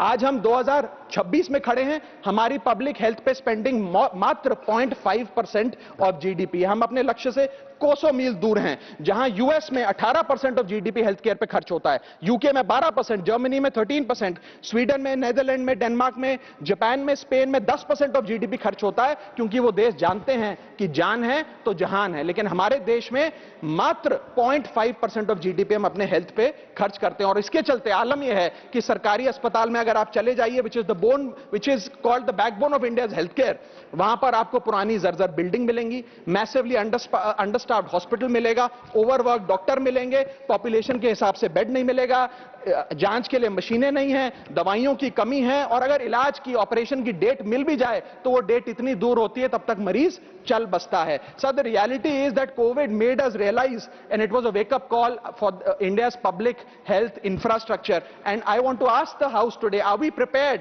God forbid, if there were to be another pandemic और another big sort of raging pandemic in this country, and the answer to that is no। और private अस्पतालों की sir हालात ये हैं कि अगर आज आपको प्राइवेट अस्पताल में इलाज करना पड़े तो आपको लोन लेना पड़ता है, अपने घर के गहने, अपना रियल एस्टेट एसेट बेचकर पता नहीं कितने हजारों लाखों लोग हर साल भारत में गरीबी रेखा के नीचे चले जाते हैं, क्योंकि उन्हें एक हेल्थ इमरजेंसी के चलते प्राइवेट अस्पताल में इलाज कराना पड़ता है। सर, जैसे वन नेशन वन इलेक्शन इस देश में लागू किया जा रहा है, वन नेशन वन टैक्स की ओर हम बढ़ रहे हैं, वैसे ही one nation one medical treatment की ओर बढ़ना चाहिए। सबको नंबर 1 मेडिकल ट्रीटमेंट देश में मिले, ऐसी व्यवस्था बननी चाहिए। सर, मेरे 4 सुझाव जो आपके माध्यम से मैं वित्त मंत्री को देना चाहूंगा। पहला सुझाव है, put all land and property records of India on blockchain. एक blockchain based land registry ledger बनाइए। पहले 10 मेजर राज्यों, शहरों से शुरू करिए, महानगरों से और टियर 2 सिटीज से, जिस लेजर में, जिस ब्लॉकचेन लेजर में हर रिकॉर्ड, हर सेल, हर म्यूटेशन, हर इनहेरिटेंस को एक डिजिटल रिकॉर्ड बुक में डाला जाएगा, जो एक ब्लॉकचेन लेजर होगा, जो टाइम स्टैम्प्ड होगा, टेम्पर प्रूफ होगा, 100% ट्रांसपेरेंट होगा, और रियल टाइम प्रॉपर्टी ट्रैकिंग आप उससे कर सकेंगे, जिसके चलते इंस्टेंट टाइटल वेरिफिकेशन होगा।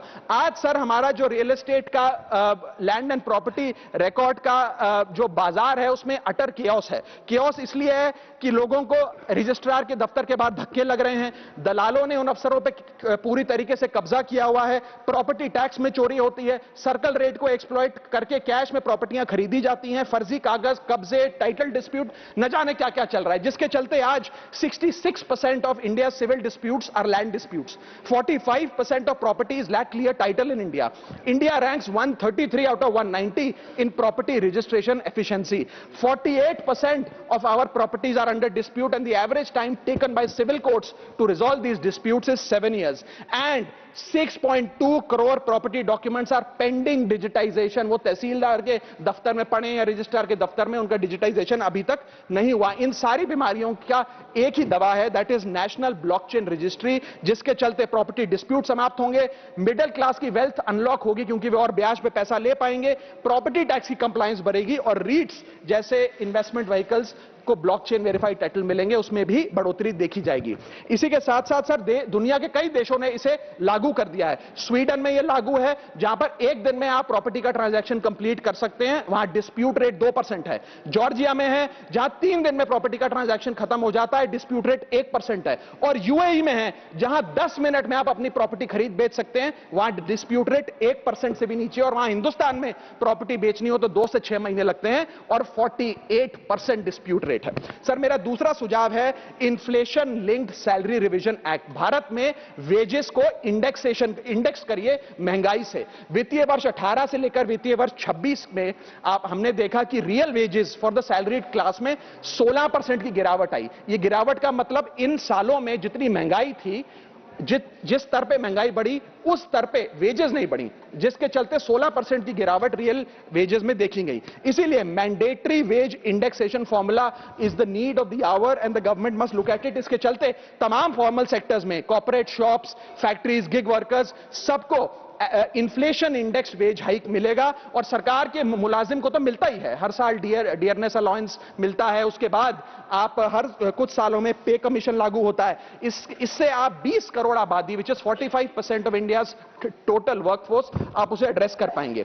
सर इसी के साथ साथ मैं बताना चाहता हूं कि दुनिया के कई देशों में यह पहले से ही लागू है। यूएस के अंदर COLA, cost of living adjustment system लागू है, जिसके अंदर एनुअल और ऑटोमेटिक रिवीजन होता है। जर्मनी के अंदर हर 18 से 24 महीने के अंदर महंगाई के अनुसार सैलरी बढ़ा दी जाती है। जापान के अंदर शिंटो मेथड यूज होता है, जिसमें annual inflation index wage hike दी जाती है। और बेल्जियम में ऑटोमेटिक इंडेक्सेशन लॉ है, जिसमें क्वार्टरली बेसिस पर एम्प्लॉइज की सैलरी बढ़ाई जाती है। Sir India is one of the only countries in major economies where 85% of our formal workforce has zero statutory inflation protection. We are at the mercy of the employer discretion and our own negotiation power to raise our salaries. इसके साथ साथ मुझे लगता है कि एक minimum increase based on inflation होना चाहिए। मेरा थर्ड सुझाव माननीय वित्त मंत्री जी को रहेगा कि स्टेट कैपिटल एक्सपेंडिचर की matching grant, matching funding centre they.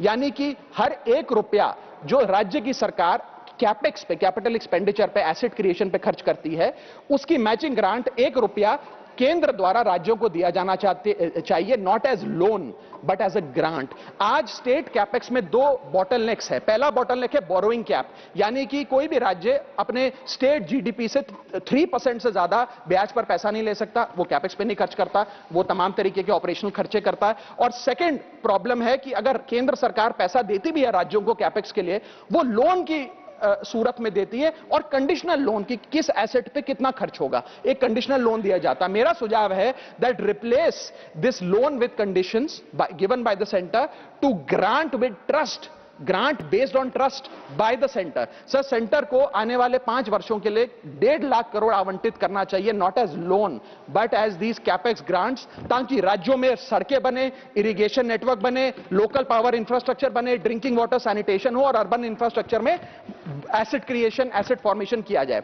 As not as loan, not on interest, not with principal and with no conditionality. अगर ऐसा होता है तो सबसे पहले तो स्टेट की बैलेंस शीट में this grant will not sit as debt, state की बैलेंस शीट सुंदर होगी, बेहतर होगी। दूसरा, खुलकर राज्य कैपेक्स पर खर्च कर पाएंगे। Third, it will be a high growth and a high job creator, एक ग्रोथ मल्टीप्लायर और जॉब क्रिएटर के तौर पे इसका इस्तेमाल होगा, क्योंकि हर 1 रुपया जो आप कैपेक्स पे खर्च करते हैं उससे भारत का जीडीपी 2 से 3 रुपए बढ़ता है in a span of 3 to 5 years। Cooperative federalism मजबूत होगा और साथ ही साथ states will become builders and not borrowers in the eyes of the centre. Sir मेरा चौथा सुझाव जो माननीय वित्त मंत्री जी के लिए है वो ये है कि legalise virtual digital assets as an asset class. India में अभी सर वैसे ही डी फैक्टो लीगलाइज टैक्सेशन है वर्चुअल डिजिटल एसेट्स, यानी कि crypto currency, stable coin etcetera, क्योंकि अगर उनकी खरीद बेच पर कोई मुनाफा होता है तो 30% फ्लैट इनकम टैक्स लगता है और 1% ट्रांजैक्शन टैक्स जो अपनी वस्तु बेच रहा है उसे सरकार को जमा कराना पड़ता है। But they are somehow not recognised as an asset class. VDS जो वर्चुअल डिजिटल एसेट्स है, इन्हें एक एसेट क्लास का दर्जा नहीं दिया गया, जिसके चलते कोई डेडिकेटेड लाइसेंसिंग लॉ नहीं है, कोई क्लियर कंज्यूमर या इन्वेस्टर प्रोटेक्शन कानून नहीं है, एएमएल कानून यानी कि एंटी मनी लॉन्ड्रिंग गाइडलाइंस और डायरेक्शंस इस एसेट क्लास के लिए नहीं है, and there is of course no explicit legal classification.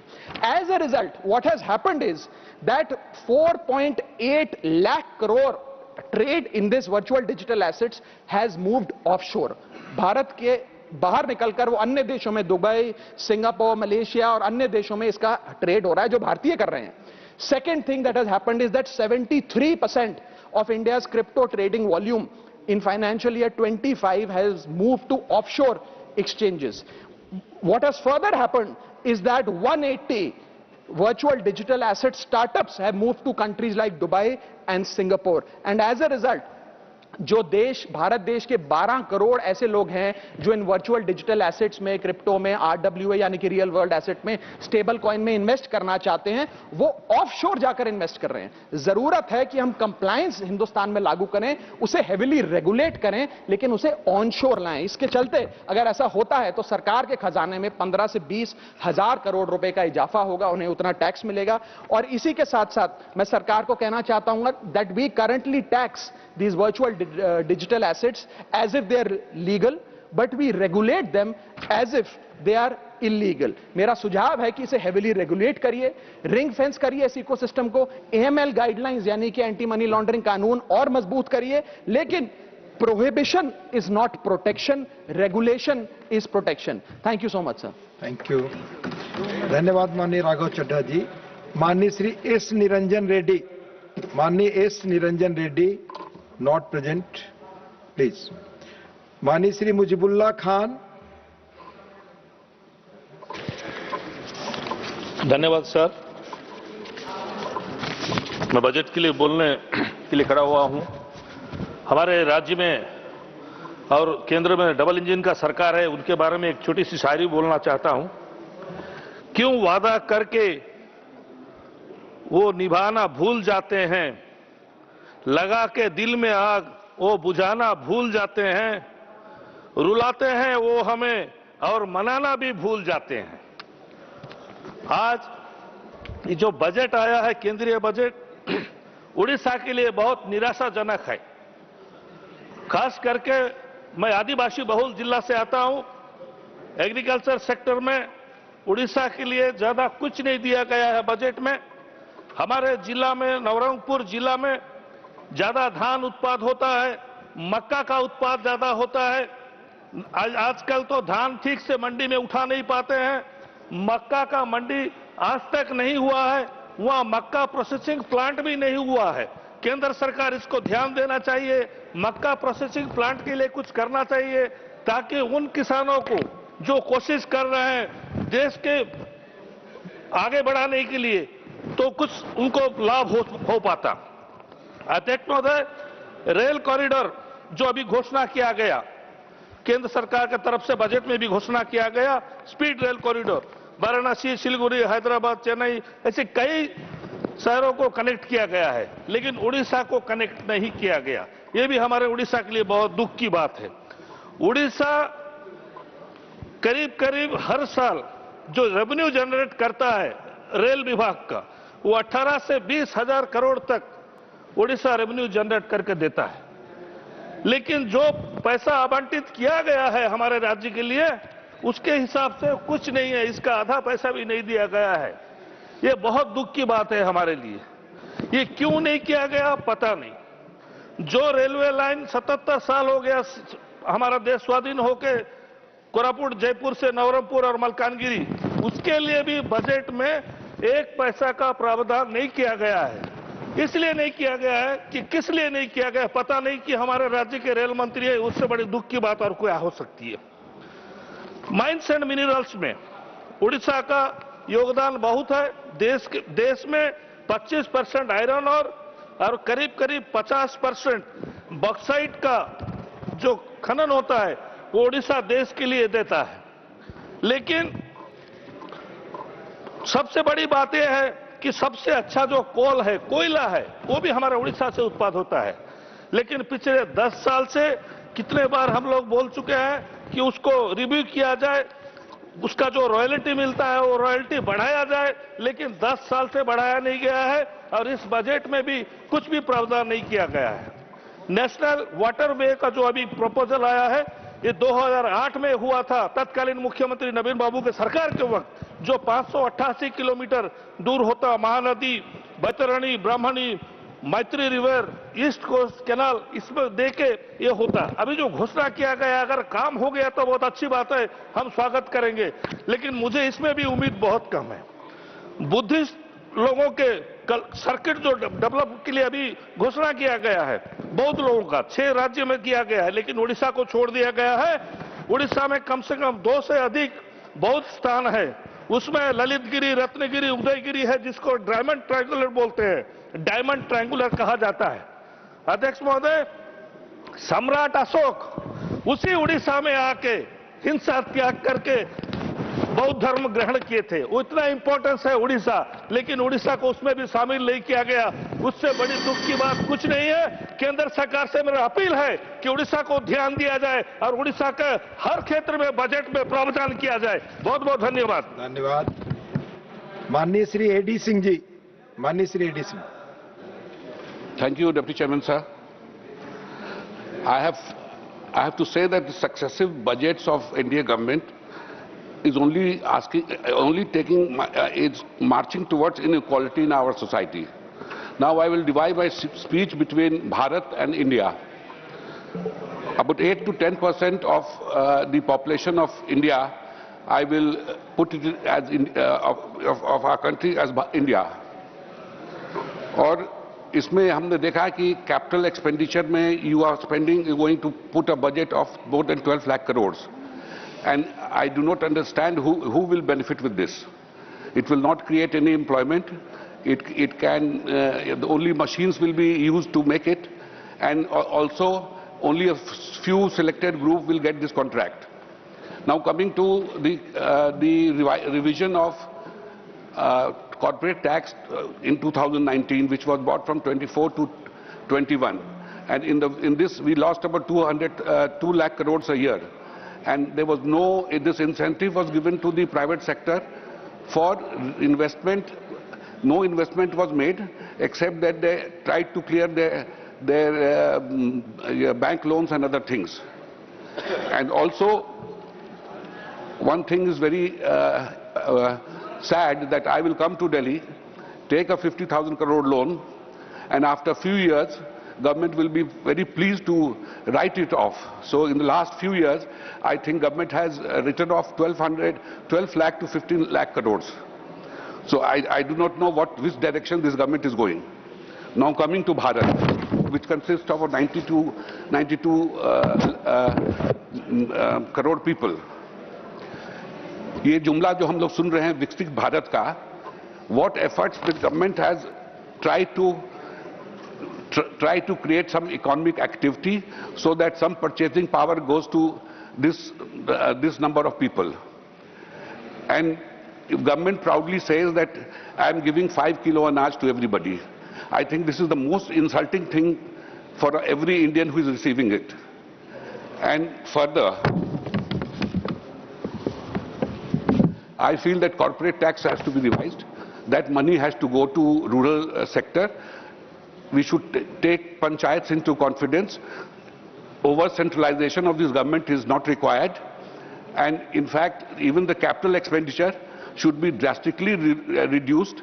And a major part of that should go for the strengthening the village and making rural roads, rural health care, rural education. And now coming, and even Manrega, the new Manrega, you are promised 125 days of the job. And the most peculiar thing is you are asking that 40% contribution should come from the state. And also you have put a provision that you will spend the money where you will like. This is this is something which should not be expected from the government. Now let us talk about agriculture and rural distress. Unfortunately, the Honorable Fertilizer Mantri ji is not here. We are doing everything to spoil the health of the soil in this country for the next generation, or not, or next generation, or maybe in the next 5 to 10 years. We are importing, we are using about 40 to 42 million tons of urea, which is absolutely not required for the soil. We are only making the soil poisonous, and today the requirement and the government should have slowly increased the price of the urea at least 10% every year to bring it at parity with other fertilizers. And today, urea bag of 50 kgs is for 260 or 65, something like that. And the next grade of fertilizer is from 1350 rupees to about 1800 rupees. So if the farmer is having less money, he puts extra bag of urea, which is actually only 20 to 30% of the urea goes in the soil.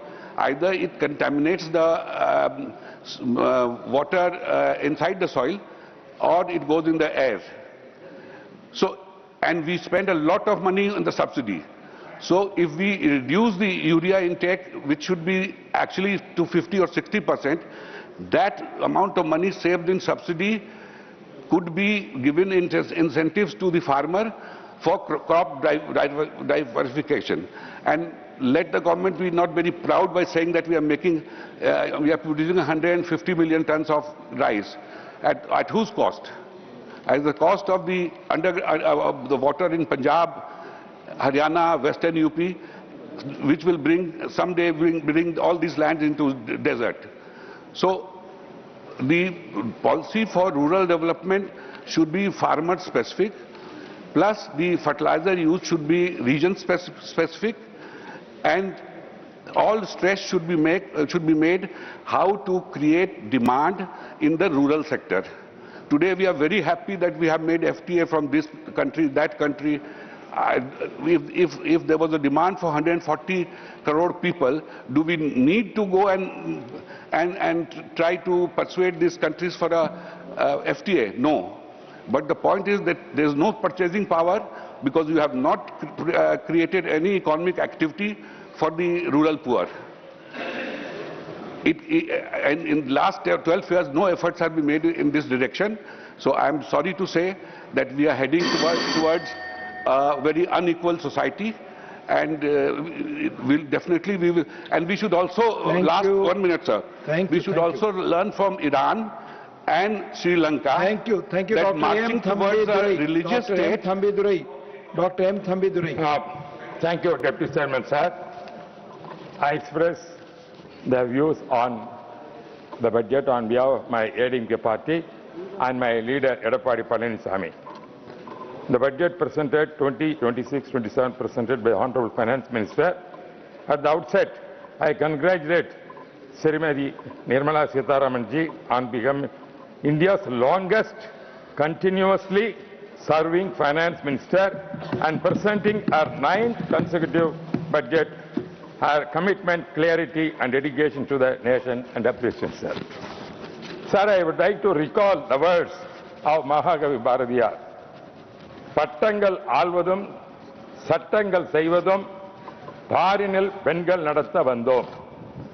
எட்டும் அறிவினில் ஆணுக்கு இங்கே பெண் இழப்பில்லை கான் என்ற கும்மியடி என்று பாரதியார் அவர்கள் பேசினார். These powerful lines celebrates women's leadership and wisdom. Today, India proudly witnessed that spirit in action.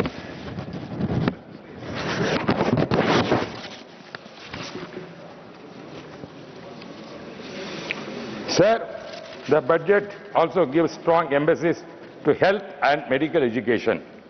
I take this opportunity to recall that when ADMK party was in power, under the leadership of Honorable Amma Jayalalitha ji, and later afterwards, Sri Edappadi Palaniswamy, Tamil Nadu witnessed remarkable welfare initiatives establishing 23 medical colleges in 4 years, 7.5% reservation for government school students in MBBS, then Amma canteens, Amma pharmacies, free laptops, bicycles, Pongal gifts, and many other people-centric schemes.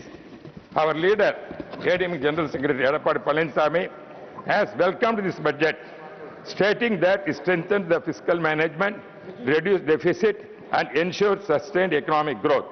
The projected growth rate 6.5 to 7% in 2025, rising further thereafter, is encouraging despite global uncertainty. That the textile hubs of Tirupur, Erode, Karur will particularly benefit from the MSME protection measures, sir. Sir, Tamil Nadu is going to facing the 2026 election, sir. All the political parties, we are giving promises what we are going to present the budget. Same way central government promised so many projects, that projects they are implemented. Same way, sir, our election is coming in Tamil Nadu. Our party leader, Edapadi Palaniswamy, assured, as Prime Minister already announced many programs, coming elections also after winning that, he is going to give rupees 2,000 rupees per woman head family at the old age, every woman, sir. Old age pension from 1,000 to 2,000 rupees per month is being increased for the old age people.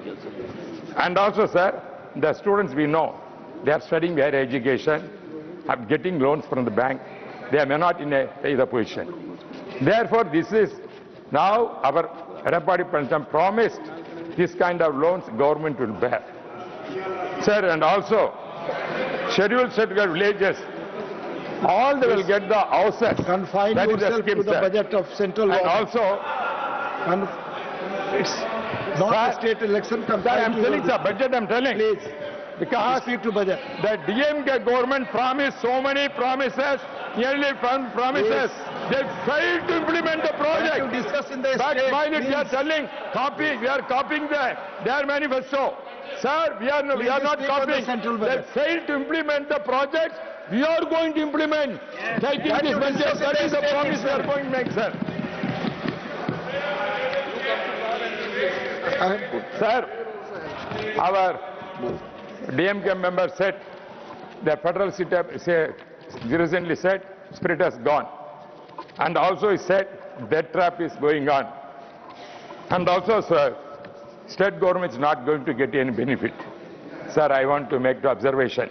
The pathetic condition of the Tamil Nadu government now. Tamil Nadu debt has grown sharply in recent years.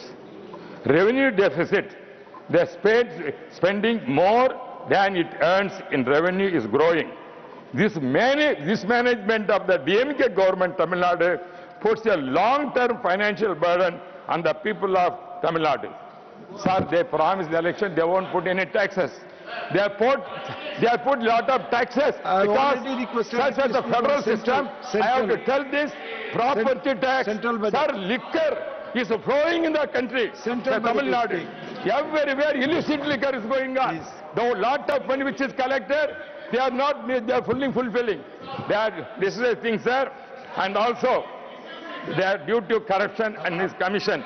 There is always cost overrun in government projects. It will not go on the record. The public, you know the rules. no, I am telling, sir. I am taking that word. There is always cost run in government projects. The public sector is constantly losing, and revenue mobilization is not given attention. Only 37% of the borrowing were used for capital investment. Revenue deficit and fiscal deficit are up more than 30%. Interest payments alone are accounted around 20% of the economic expenditure. Now you start out central I'm budget. coming, sir. CAG, yes, repeatedly warns the actions of the Tamil Nadu government as fiscal stress. Apparently, the total liability of the state is around 9 crores, sir. 9 crores they borrowed. 4 years, 5 crores they borrowed. They have not invested and misused that. The people can, but Tamil Nadu, central government, central government borrowed lot of money. Sir. I am replying for that. They accuse central government, they have borrowed lot of money. Same thing I am telling is applicable to Tamil Nadu, Tamil Nadu also. They have borrowed, whatever borrowed, central government, they spend for the welfare of the people of India. But Tamil Nadu government, what they have borrowed, they have not spent for the Tamil Nadu people. They make a lot of burden. We have to face it, sir. Sir, Sir, elections, when we are coming, sir, See. sir, the federal, sir, the federal setup, sir, the I'm federal, requesting to speak on sir, the please, sir, the diverting, sir, please, listen to me, sir. Double engine, they are telling double engine. Sir, India is a double engine economy. One is central government, another is state government. Without two engines, how can the government develop?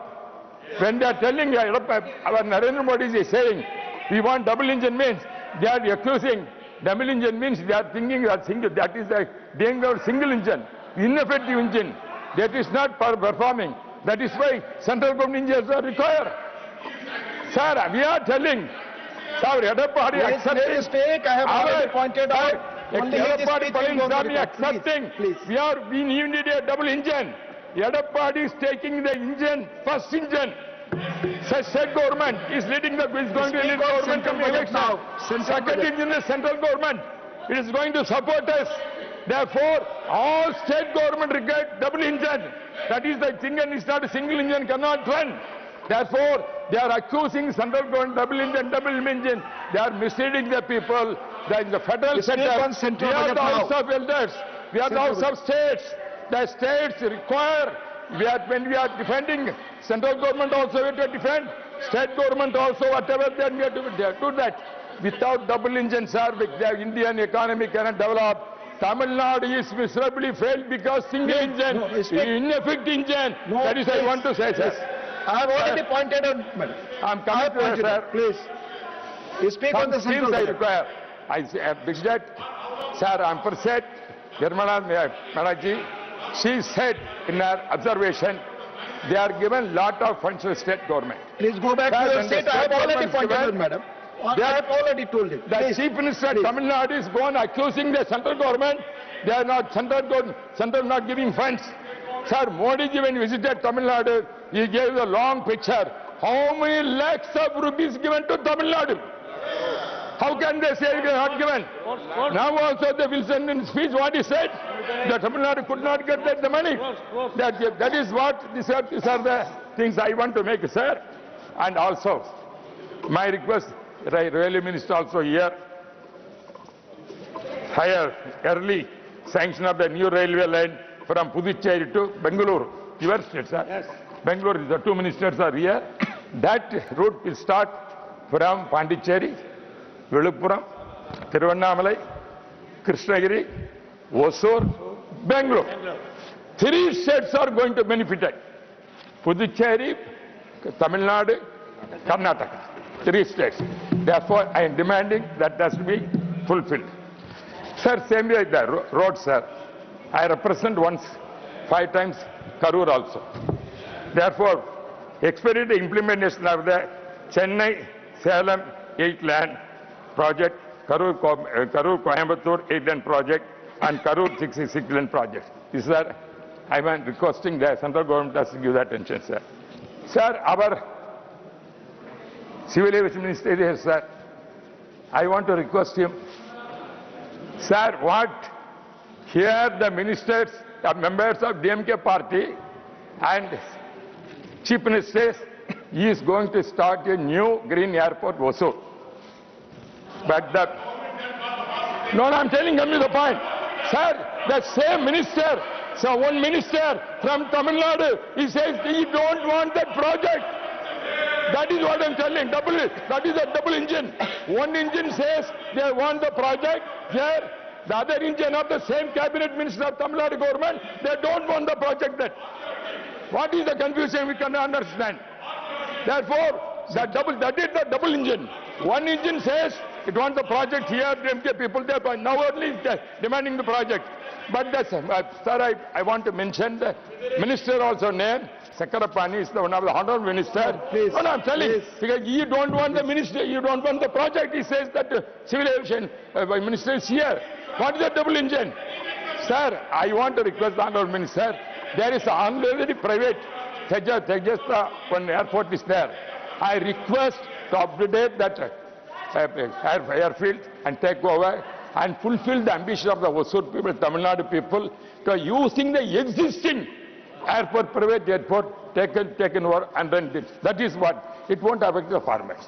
This is the thing, sir, I want to say. Thank you. Sir, I'm concluding. I'm concluding. Thank you. To conclude, sir, the Union Budget 2027 strikes a final balance between ambition and responsibility. It promotes growth without neglecting inclusion, encourages reform without compromising stability, and prepares India for a globally competitive future. Narendra Modi's ambition, that ambition is 2047. That's ambition, sir.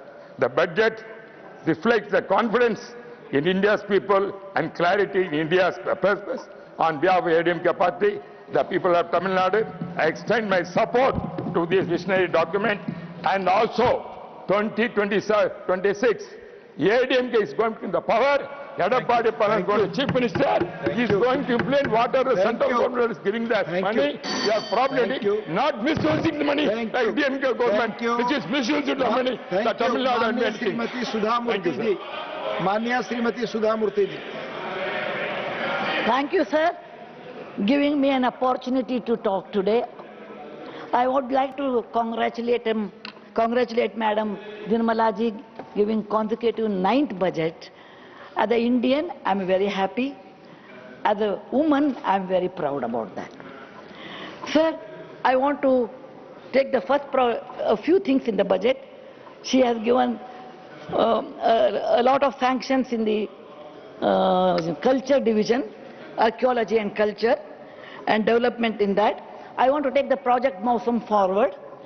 I request our archaeology department through this budget to have a conference of 39 countries in the particular place Puri or Konark, where once upon a time people used to travel. We can call all 39 countries ambassadors or high commissioners. We can call all archaeology people from respective country, hold a conference which will showcase India's culture and what is India's cultural effect on their countries, and what we have learned from those countries. We should come out with a proper document. This document should be used for research, to be introduced in college, so that people should know what the trade routes were once upon a time and what we learned from that. This is one. Second thing is, I am very happy about the she market, because women require a market, but with certain conditions. You should be, number one, self-sustainable. Number two, you should be in an area which is well lit. There should be enough space for lactating mothers and pregnant women. Number three, you should be in the easily approachable area so that you will get a lot more people to buy, and it should be convenient for women to come and do their business. The infrastructure she has increased by 1 lakh crore. I am extremely happy. Sir, hostels, what she has asked, to build per district is really important, because I know what it is for a woman without a toilet.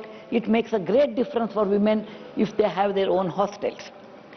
Most importantly, sir, I want to tell a story today how India has changed with a good budget, with a confidence budget, with a great leader, and this is a true incident. It is not a story as such. In 1979, sir, first time I traveled to America. It was my first travel by air and going to a different country. I got down in Boston, and there was a visa and custom officer. I was the last in the queue. They were winding up, and I stood in a queue, and when my turn came, they were tired probably. He asked me following questions. Number one, why have you come to this country? When are you returning? What's your husband's salary? How long you want to stay in this country? How much dollars do you have? Do you have the return ticket? It was a difficult question for a young girl of 28 years old, first time coming out of country. I answered all the questions, and he checked my return ticket. Then I said, I want 6 months visa. Then he said, no, you will get only 3 months visa. He stamped it, and he did not give any explanation. Neither I had the courage to ask why only 3 months. I went to the custom officers. He looked from top to bottom and told me, lady, what are you wearing this kind of a huge material? I said, it's called sari, sir. He said, is it? Then he said, you're from which country? I told him, I'm from a country known as India. He said, oh, I know a little bit about that. Do you have snakes on the road? I said, no, only in the field. Is your father Maharaja? I said, no, he's a doctor. He asked me, how can you speak good English? I said, we have many languages in India, but English is also taught to us. Then he asked me, why have you come over here? It's a developed country. I said, my husband is working, so I have come here. Then he said, everybody is a magician there? I said, no, sir, there are very few people, magicians are there. We go and see their play. It is like anyone else. He looked as if I am from a different planet and looked down upon me heavily and told me to go and check my bag thoroughly. There was nothing to bring because I was also not well off to take something. I came out, I was holding my passport, I felt very sad. India, which has 5,000 years old history, a great civilization, and a great culture, and which has given zero to the world, all these things we have. And the way he treated me is I'm coming from somewhere with no culture, no money, or in a very different way. I met my husband, Mr. Murthy. It is not I'm telling my personal story, it is a story which gives me even today encouragement in life. And I told him why these people are treating us. He said, people who know history can appreciate history. A common man or Aam Aadmi will appreciate your performance. If you perform well, the world appreciates. If you don't perform, people will neglect even though you have a great history. He said, we are young. That time, both of us were young. What we can do in our lifetime? Let us give something back to our country. Work sincerely, perform well. That's all is in our hand. More than that, we too, simple people, ordinary people from ordinary families, will not be able to do more than that. But let us give our 100% to improve our country, whatever is possible. Many years passed, sir. So much water is flown over a period of time. Then, recently I went to America after many, many years. I was the last in the queue. I came from actually Cuba, I suppose. Somewhere from the South America I was coming. In my plane, I was the only lady wearing a sari. We sat in the plane. I came to the customs office. Sorry, visa. I thought again the same, what questions he will ask. Again, he was winding up. I was the last person in the queue. He looked at me and said, why have you come here? I said, I have to deliver a few lectures in America. He said, what are you? I said, I'm an author and a philanthropist. He said, oh, that's fair. That's nice. Then he stamped. He did not ask me any questions. He stamped. When he stamped, I said, 3 months. I said, no, sir, I don't want 3 months. I will be here only for a week. Why are you stamping for 3 months? He said, oh, jokingly said, oh, no problem. Ours is a great country. Welcome to America. See many more places. I was a little bit surprised. And when he was winding up, incidentally, he asked me, incidentally, ma'am, you are from which place? From India. I said, I am from south of India by the name Karnataka, and that in Bangalore. He said, oh, you don't have to give explanation. Bangalore is famous for, it is the Silicon Valley of India. I know a lot of people from your country who are very good in software. They come from India and work here. So we are aware of Bangalore. And also joked, a day may come, we can use Bangalore as a verb, Bangalored. And he left. Then I went to customs office. And I thought he will ask me, what have you brought? Because I came from South America. He might search. He looked at me and said, oh, lady, we don't have to search anything for you. And you can go. And he was winding up and he came, we walked together. He said, can I ask you some more questions? I said, please do ask. He said, I observed India has changed. India has become different. He told me, you Indians are very enterprising. Lot of people are, unicorns have developed in India. And they do come for business here. I said, yes. Then he said, you Indians are very hardworking. I have never seen someone hardworking like this.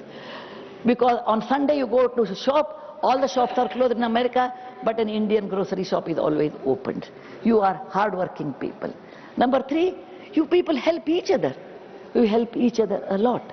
Number 4, he said, on a lighter side, your food is excellent because you go to any place in America you have an Indian restaurant and a Patel's Motel. Then he said, more than that, you are law-abiding people. You are good people. So by this time we know what is India. And then he told me, I know India's diaspora. I attend Diwali, Holi, and Gujarati is Navratri. Or they say, now, he knows his own accent. And your people are so large-hearted, they call everyone. India is something different, which we never knew. And many of my friends do come to India, particularly for dental surgery, because getting in America dental surgery takes time, it's expensive. India is much cheaper. I came out with my passport holding, Ghar wohi, Angan wohi, Jane sab kuch naya naya. What is that made India great in the last 10-15 years? What is that which made India great? The same person, and it is my experience, without any bias I'm telling you. It is what is that made India great? It is the stable government, stable finance budget, bold budget, a great leader. A leader who is proud of Indian origin. A leader who respects India's culture. A leader who is not scared. A leader who believes Indian can make it. It's okay. My experience has taught me, sir. It is my own experience, without bias, I'm telling you. It has taught us a good leader, a good finance budget, and law-abiding people, we can make anything. There are hiccups, there are difficulties, there are pitfalls. Rome was not built in a day. So nothing will happen in one day. Nothing will happen in 1 year. It takes time. But we should have always faith for the benefit of the country, in good value system, and with our good budget, we can do, sir. This is my unbiased opinion. I am a nominated person. For me, truth and truth alone stands. Thank you very much, sir. Jai Hind, Vande Mataram. माननीय श्रीमान K R. Suresh Reddy ji, माननीय श्रीमान K R. Suresh Reddy ji, not present. माननीय श्री ए. रहीम.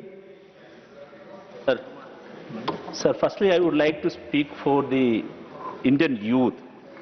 Subsequently, I would like to speak for my own state, Kerala.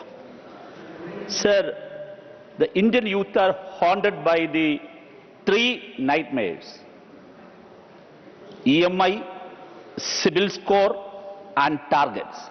Three nightmares haunted. Sir, before explaining these three nightmares, I would like to highlight alarming and escalating tendency of living expenditure of our country. Sir, also I would like to flag the alarming unemployment rate in India. Sir, according to Center for Monitoring Indian Economy data, the unemployment rate is at 6.85% in January 2026. Sir, this is very shameful and this is very alarming. Sir, before I come to the crux of these three nightmares, we must discuss the so-called job market in our country. Sir, as we know, the Congress-led government introduced neoliberal economic policies in 1991. Subsequently, the BJP-led government has aggressively continued the same policies.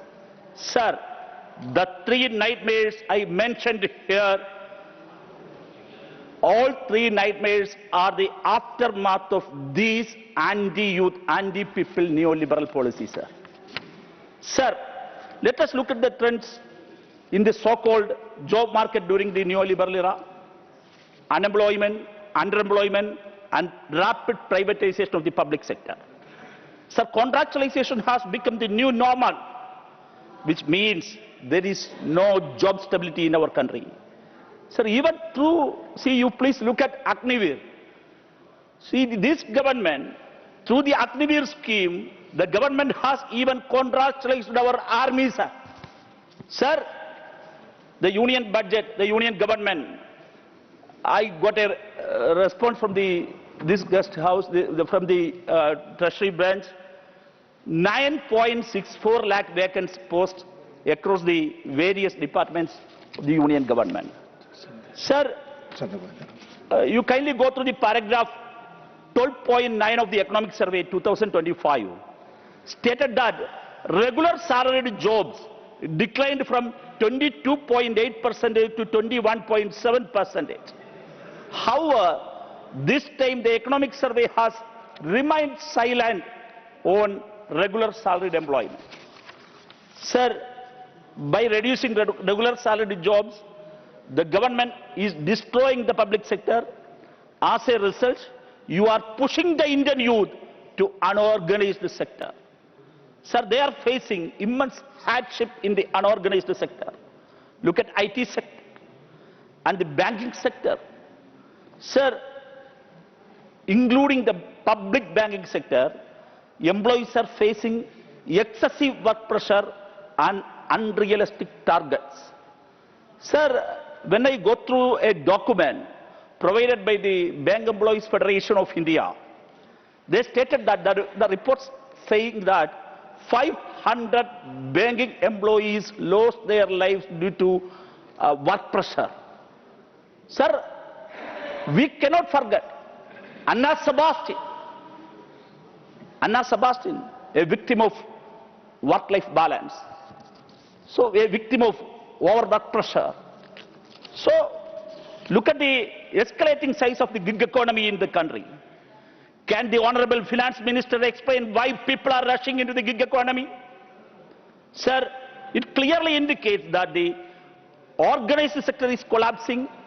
As a result, the youth of this country are being forced to chase gig economy and forced to chase private sector and forced to chase corporate sector. Sir, in 2026, Union budget states that the total debt,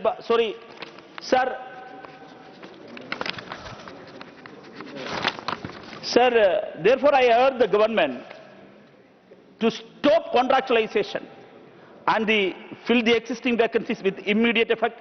Legislation must also be enacted to protect work-life balance, including right to disconnect. Sir, now I am going to talking about for my state Kerala.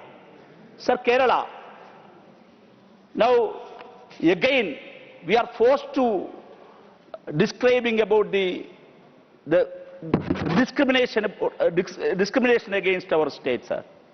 Sir, the discrimination has been going on. Sir, the mainly aims, I am going to a long-standing demand of our state Kerala. Whenever my friend Suresh Gopi is in Kerala, he declares aims for us Keralites, so much so that now there is an aims in every culvert in his language, Kalingu. In every culvert there is a aims. Whenever my friend Suresh Gopi is there in Kerala, he declares aims for us, sir. Sir, what is the reality? Why you are neglecting Kerala? Sir, we are a state.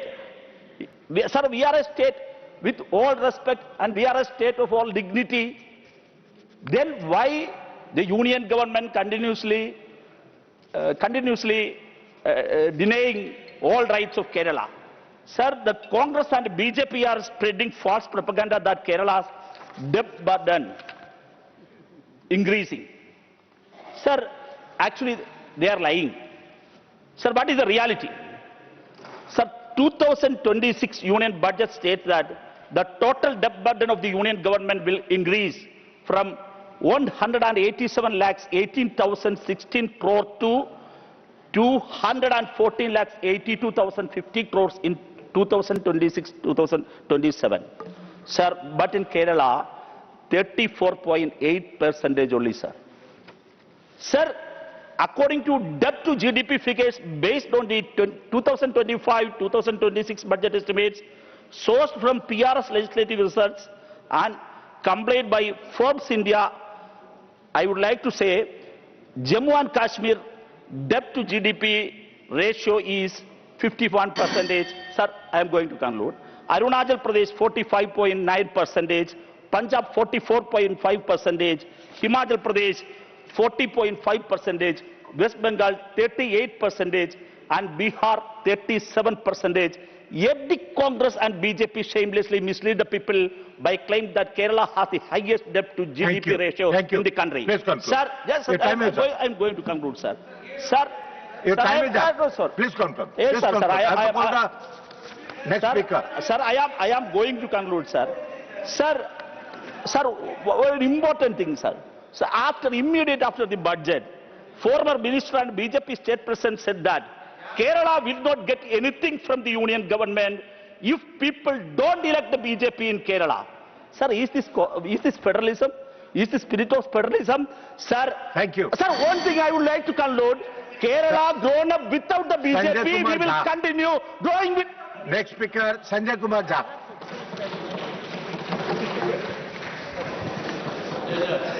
माननीय उपसभापति महोदय, मैं आज अपने दल Janata Dal United की ओर से माननीय वित्त मंत्री द्वारा प्रस्तुत इस बजट के समर्थन में खड़ा हुआ। मैं पहले कुछ नेशनल लेवल प्रायोरिटीज पर जो इनसे जुड़े इनिशिएटिव पर बात करूंगा और फिर बिहार सेंट्रिक कुछ बातें जो इस बजट में है उस पर बात रखूंगा। यह बजट बताता है कि सरकार भारत की लॉन्ग टर्म ग्रोथ पर ध्यान केंद्रित कर रही है। कई सालों तक अपनी ऊर्जा खर्च और घाटे को संभालने पर लगाने के बाद अब ध्यान क्षमता निर्माण पर है। भले ही शेयर बाजार में उतार चढ़ाव दिखे, लेकिन बजट की दिशा भारत के फिस्कल डिसिप्लिन और आर्थिक रणनीति पर अडिग है। इस बजट में वैश्विक परिस्थितियों को लेकर कोई बड़े दावे नहीं किए गए। इसके बजाय बजट उन इंस्टीट्यूशनल रिफॉर्म पर केंद्रित है जो भारत की विकास दर को बनाए रखने के लिए जरूरी है। आखिरकार भारत की ग्रोथ के लिए सबसे निर्णायक मुद्दे घरेलू स्तर के ही हैं, जैसे इंफ्रास्ट्रक्चर को ठीक करना, ऐसे ह्यूमन कैपिटल जो दुनिया से मुकाबला कर सके, ऐसी संस्थाओं को के विकास को आगे बढ़ाना। जीडीपी के प्रतिशत के रूप में जहां रेवेन्यू स्पेंडिंग में गिरावट जारी है, वहीं ब्याज भुगतान निर्धारित दायरे में है। रेवेन्यू स्पेंडिंग में राज्यों को पूंजीगत खर्च के लिए दी जाने वाली सहायता के ग्रांट्स भी शामिल हैं। इन्हें जोड़कर देखें तो capital to current spending ratio को इस बजट में करीब 50% तक ले जाने की योजना है। यह कैपिटल स्पेंडिंग में बढ़ोतरी बताती है कि सरकार की नज़र शॉर्ट टर्म कंजम्पशन पर नहीं, बल्कि लॉन्ग टर्म इन्वेस्टमेंट और कैपेसिटी बिल्डिंग पर है। निश्चित है कि यही खर्च आने वाले वर्ष में भारत की ग्रोथ स्टोरी को असली रफ्तार देगा। जीडीपी के मुकाबले सरकारी आमदनी और खर्च दोनों कम होने के अनुमान है। आमदनी में केवल 0.2% अंक, खर्च में लगभग 0.30% अंक, जिससे फिस्कल डिफिसिट में लगभग 0.05% अंक का सुधार आएगा। यह कदम गवर्नमेंट बोरोइंग घटाकर माइक्रो इकोनॉमिक स्टेबिलिटी मजबूत करेगा और प्राइवेट इन्वेस्टमेंट को आकर्षित करेगा। इंफ्रास्ट्रक्चर में लगातार इन्वेस्टमेंट किया जा रहा है। इससे सरकार की राजकोषीय रणनीति और मजबूत हुई है। कर्ज को लेकर सरकार की स्पष्टता ने इसकी ट्रस्ट को और बढ़ाया है। सेक्टरल फोकस एरिया और रोजगार की बात करें तो बजट में रोजगार पैदा करने के लिए मैन्युफैक्चरिंग सेक्टर को सहारा देने, खासकर टेक्सटाइल और स्पोर्ट्स गुड्स जैसे ज्यादा रोजगार देने वाले क्षेत्रों पर जोर दिया गया है। इसके साथ ही रेयर अर्थ मिनरल्स, सेमीकंडक्टर्स और बायोफार्मा जैसे रणनीतिक और उभरते क्षेत्रों को भी खास फोकस में रखा गया है। 200 लेगेसी औद्योगिक क्लस्टरों को दोबारा सक्रिय करने और चैंपियन एमएसएमई, माझी जी हमारे मंत्री बैठे हुए हैं, जीतनराम माझी जी, इनका तो सबसे बड़ा काम अभी सेक्टर में इतना बजट में फोकस रहा है। चैंपियन एमएसएमई तैयार करने की योजनाएं भी सामने रखी गई है। सर्विस सेक्टर के विस्तार और रोजगार पर भी ध्यान दिया गया है, जिसमें टूरिज्म, खास तौर पर मेडिकल टूरिज्म और ट्रैकिंग रूट्स के लिए ठोस कदम इस बजट में दिया गया है। लेकिन सिर्फ घरेलू रोजगार ही काफी नहीं है, हमें ग्लोबल वैल्यू चेन में भी अपनी जगह मजबूत करनी होगी। एफडीआई को आकर्षित करने के लिए एक साहसिक पहल के तहत क्लाउड सर्विस प्रोवाइडर को 2047 तक टैक्स हॉलिडे देने का प्रस्ताव रखा गया है। यह भारत को डिजिटल इंफ्रास्ट्रक्चर हब बनाने और वैश्विक टेक्नोलॉजिकल सप्लाई चेन में बड़ी हिस्सेदारी हासिल करने के संकल्प को दर्शाता है। डिजिटल महत्वाकांक्षाओं के साथ साथ शहरीकरण पर भी खास जोर दिया गया है। यह माना गया है कि आने वाले समय में भारत की बहुत सारी विकास की कहानी शहरों में गढ़ी जाएगी। साथ ही रिसर्च, एजुकेशन और स्किल डेवलपमेंट में किए जा रहे इन्वेस्टमेंट का मकसद ऐसे ह्यूमन कैपिटल को तैयार करना है जो ग्लोबल इकोनॉमी में लंबे समय तक विकास को सहारा दे सके। मैं बिहार से आता हूं। बिहार में जहां तरक्की की असली पूंजी ह्यूमन कैपिटल और इंफ्रास्ट्रक्चर में इन्वेस्टमेंट पे है, यह बजट वाकई एक अहम मोड़ साबित होगा बिहार के लिए। इसलिए कि हम दुनिया में जब जाते हैं तो लोग कहते हैं एजिंग पॉपुलेशन है, यंग लोग नहीं है। अगर उसको स्किल कर देते हैं हम, तो उसके लिए स्काई लिमिट है, कहीं भी दुनिया में जा सकता है। पूर्वोदय प्रधानमंत्री जी की कल्पना रही। पूरा पूर्वी सेक्टर है ना भाई आरपीएन सिंह जी, पूरा पूर्वी भारत हमेशा ही निग्लेक्टेड रहा। पूर्वोदय क्षेत्र को बजट में प्राथमिकता मिली है। निश्चित है कि वहां विकास की काफी गुंजाइश है। जो रोजगार और सेक्टरल ग्रोथ की राष्ट्रीय योजना मैंने अभी बताई, उसका सबसे बड़ा फायदा बिहार को मिल रहा है। बिहार के पास युवाओं का भंडार है, हुनरमंद मेहनती युवा जो आगे बढ़ना चाहते हैं। इन स्कीम का पूरा लाभ उठाकर हम अपनी इस युवा शक्ति को असली अपॉर्चुनिटी में बदलेंगे। इस बजट में टूरिज्म को मिली प्राथमिकता बिहार की क्षमताओं से मेल खाता है। साउथ ईस्ट एशिया में करोड़ों लोगों की आस्था बौद्ध धर्म से है।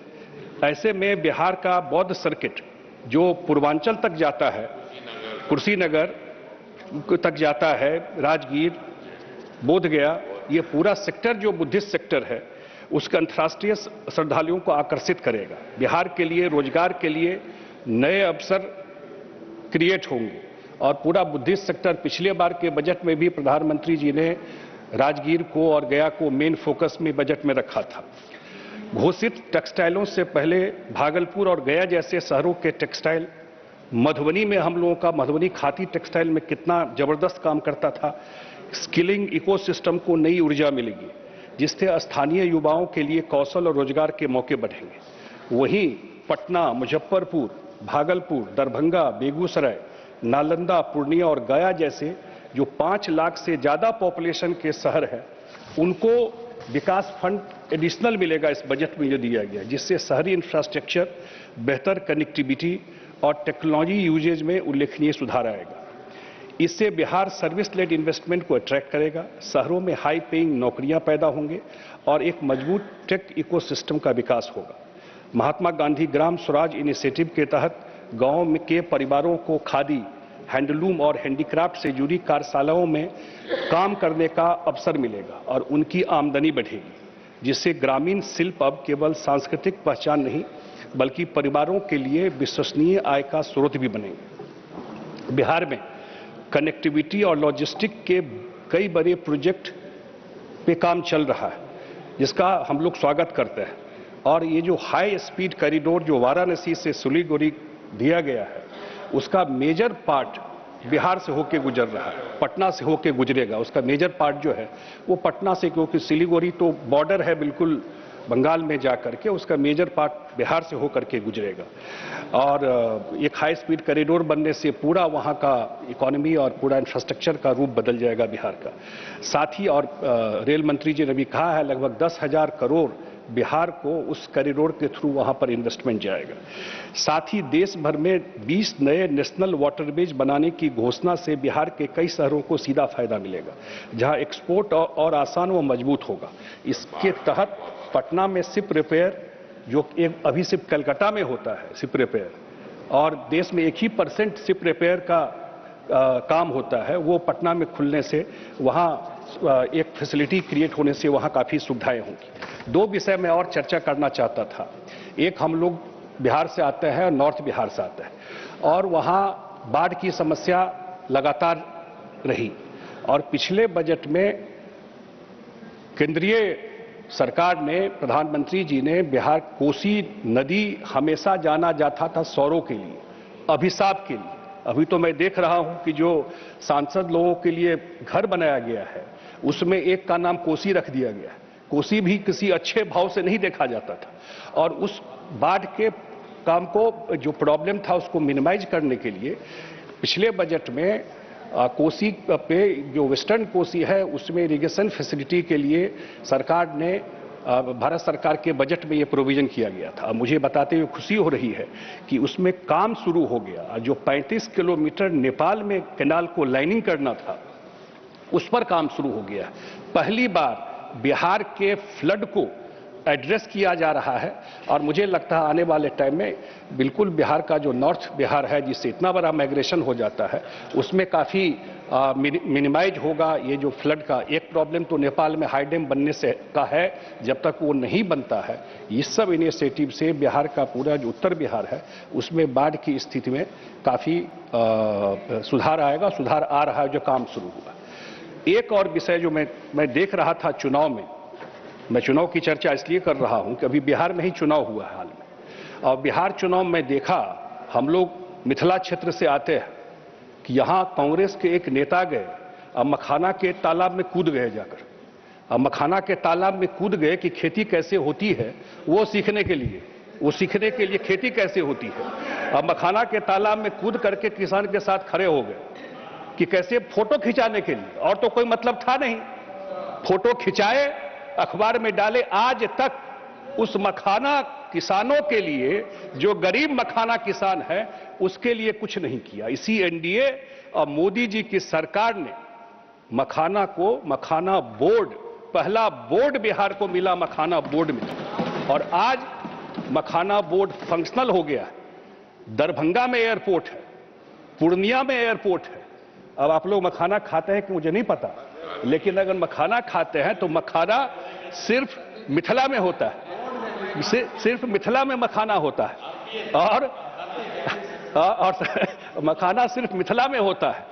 और आज उसका मखाना बोर्ड बनने से, फंक्शनल होने से, जो मोदी सरकार ने किया, जो एनडीए सरकार ने किया है, आज तक वो मखाना, जो अति पिछड़ा समाज के लोग, गरीब लोग पानी में जाकर के काम करते थे, उसके लिए नहीं सोचा। फोटो खिंचाने के अलावा कोई काम नहीं किए, और आज मखाना बोर्ड वहां फंक्शनल हो गया। और मखाना बोर्ड के शुरू होने से उसको एक मार्केट, उसको टेक्नोलॉजी, सारी सुविधाएं मिलना शुरू हो रहा है। तो मैं अपने पार्टी के तरफ से इस बजट के पक्ष, कहां से अमेरिका जाएगा, मखाना कहां आएगा? मखाना ट्रेड डील जो हुआ है, इस ट्रेड डील में, इंडो यूएस ट्रेड डील में मखाना जाएगा। हमारे दरभंगा, पूर्णिया से अमेरिका मखाना जाएगा, और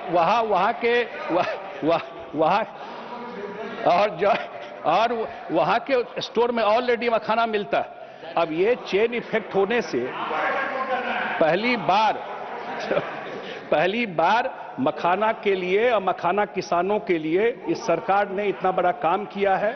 अब उसको रूट भी मिल गया, उड़ान स्कीम में एयरपोर्ट भी है, अब कार्गो सिस्टम से देश दुनिया में मखाना जा सकता है। वो सारा चेन क्रिएट हो गया है। तो जो पिछले बार के बजट का इम्पैक्ट था, वो बिहार के ग्राउंड पे दिखाई पड़ रहा है। और निश्चित रूप से इस बार के बजट में जो प्रोविजन किए गए हैं, खास करके टूरिज्म सेक्टर में, मुझे लगता है बहुत कम इन्वेस्टमेंट है और सबसे ज्यादा एम्प्लॉयमेंट, काफी अपॉर्चुनिटी क्रिएट होता है। उसका बहुत बड़ा फायदा बिहार को मिलेगा। स्किल में जो कितना काम होगा, बिहार में जो यूथ है, उसको अगर ट्रेंड करके हम लोग करते हैं तो उनका हर एक जगह उनको इसका फायदा मिलेगा। तो मैं अपने पार्टी के तरफ से इस बजट का पुरजोर समर्थन करते हुए अपनी बात समाप्त करता हूं। धन्यवाद। नाउ श्रीमती जया अमिताभ बच्चन। अरे वाह सर, ये this is really strange because every time I get an opportunity to speak, you are always on the chair. हाँ? अभी सौभाग्य समझू या भाग्य समझू मैं नहीं बता सकती। ये बैठ है, हम समझ गए आपका नंबर आना चाहिए। मैं संजय जी से कहना चाहती हूँ कि मखाना आप भेजिए, मगर हम लोगों को पॉपकॉर्न खाना पड़ेगा। अभी जो डील हुआ है पॉपकॉर्न की जगह मखाना ले लीजिए, बदल गया। Sir, I'm not a numbers expert, but there are some basic queries that I have, which I think are important, and I need some clarifications. My first query is, what percentage of the budget has been allocated for job creation of 3.1 crore unemployed youth? I believe a lot of promises have been made to this sector and this section of the population. My second query is, what are the provisions made for 76% educated unemployed women in the budget? My third query pertains to the field I'm a member of, Indian entertainment industry. This industry is not only one of the largest contributors to the economy, but also has some of the highest taxpayers in the country. Additionally, they are the true cultural ambassadors internationally of the country. Despite these contributions, the entertainment tax and GST levied on films remain among the highest in the world. Through you, sir, I'd like to know what provisions have been made in this budget to ease the tax burden on this industry and support its growth. Otherwise, we'll only be watching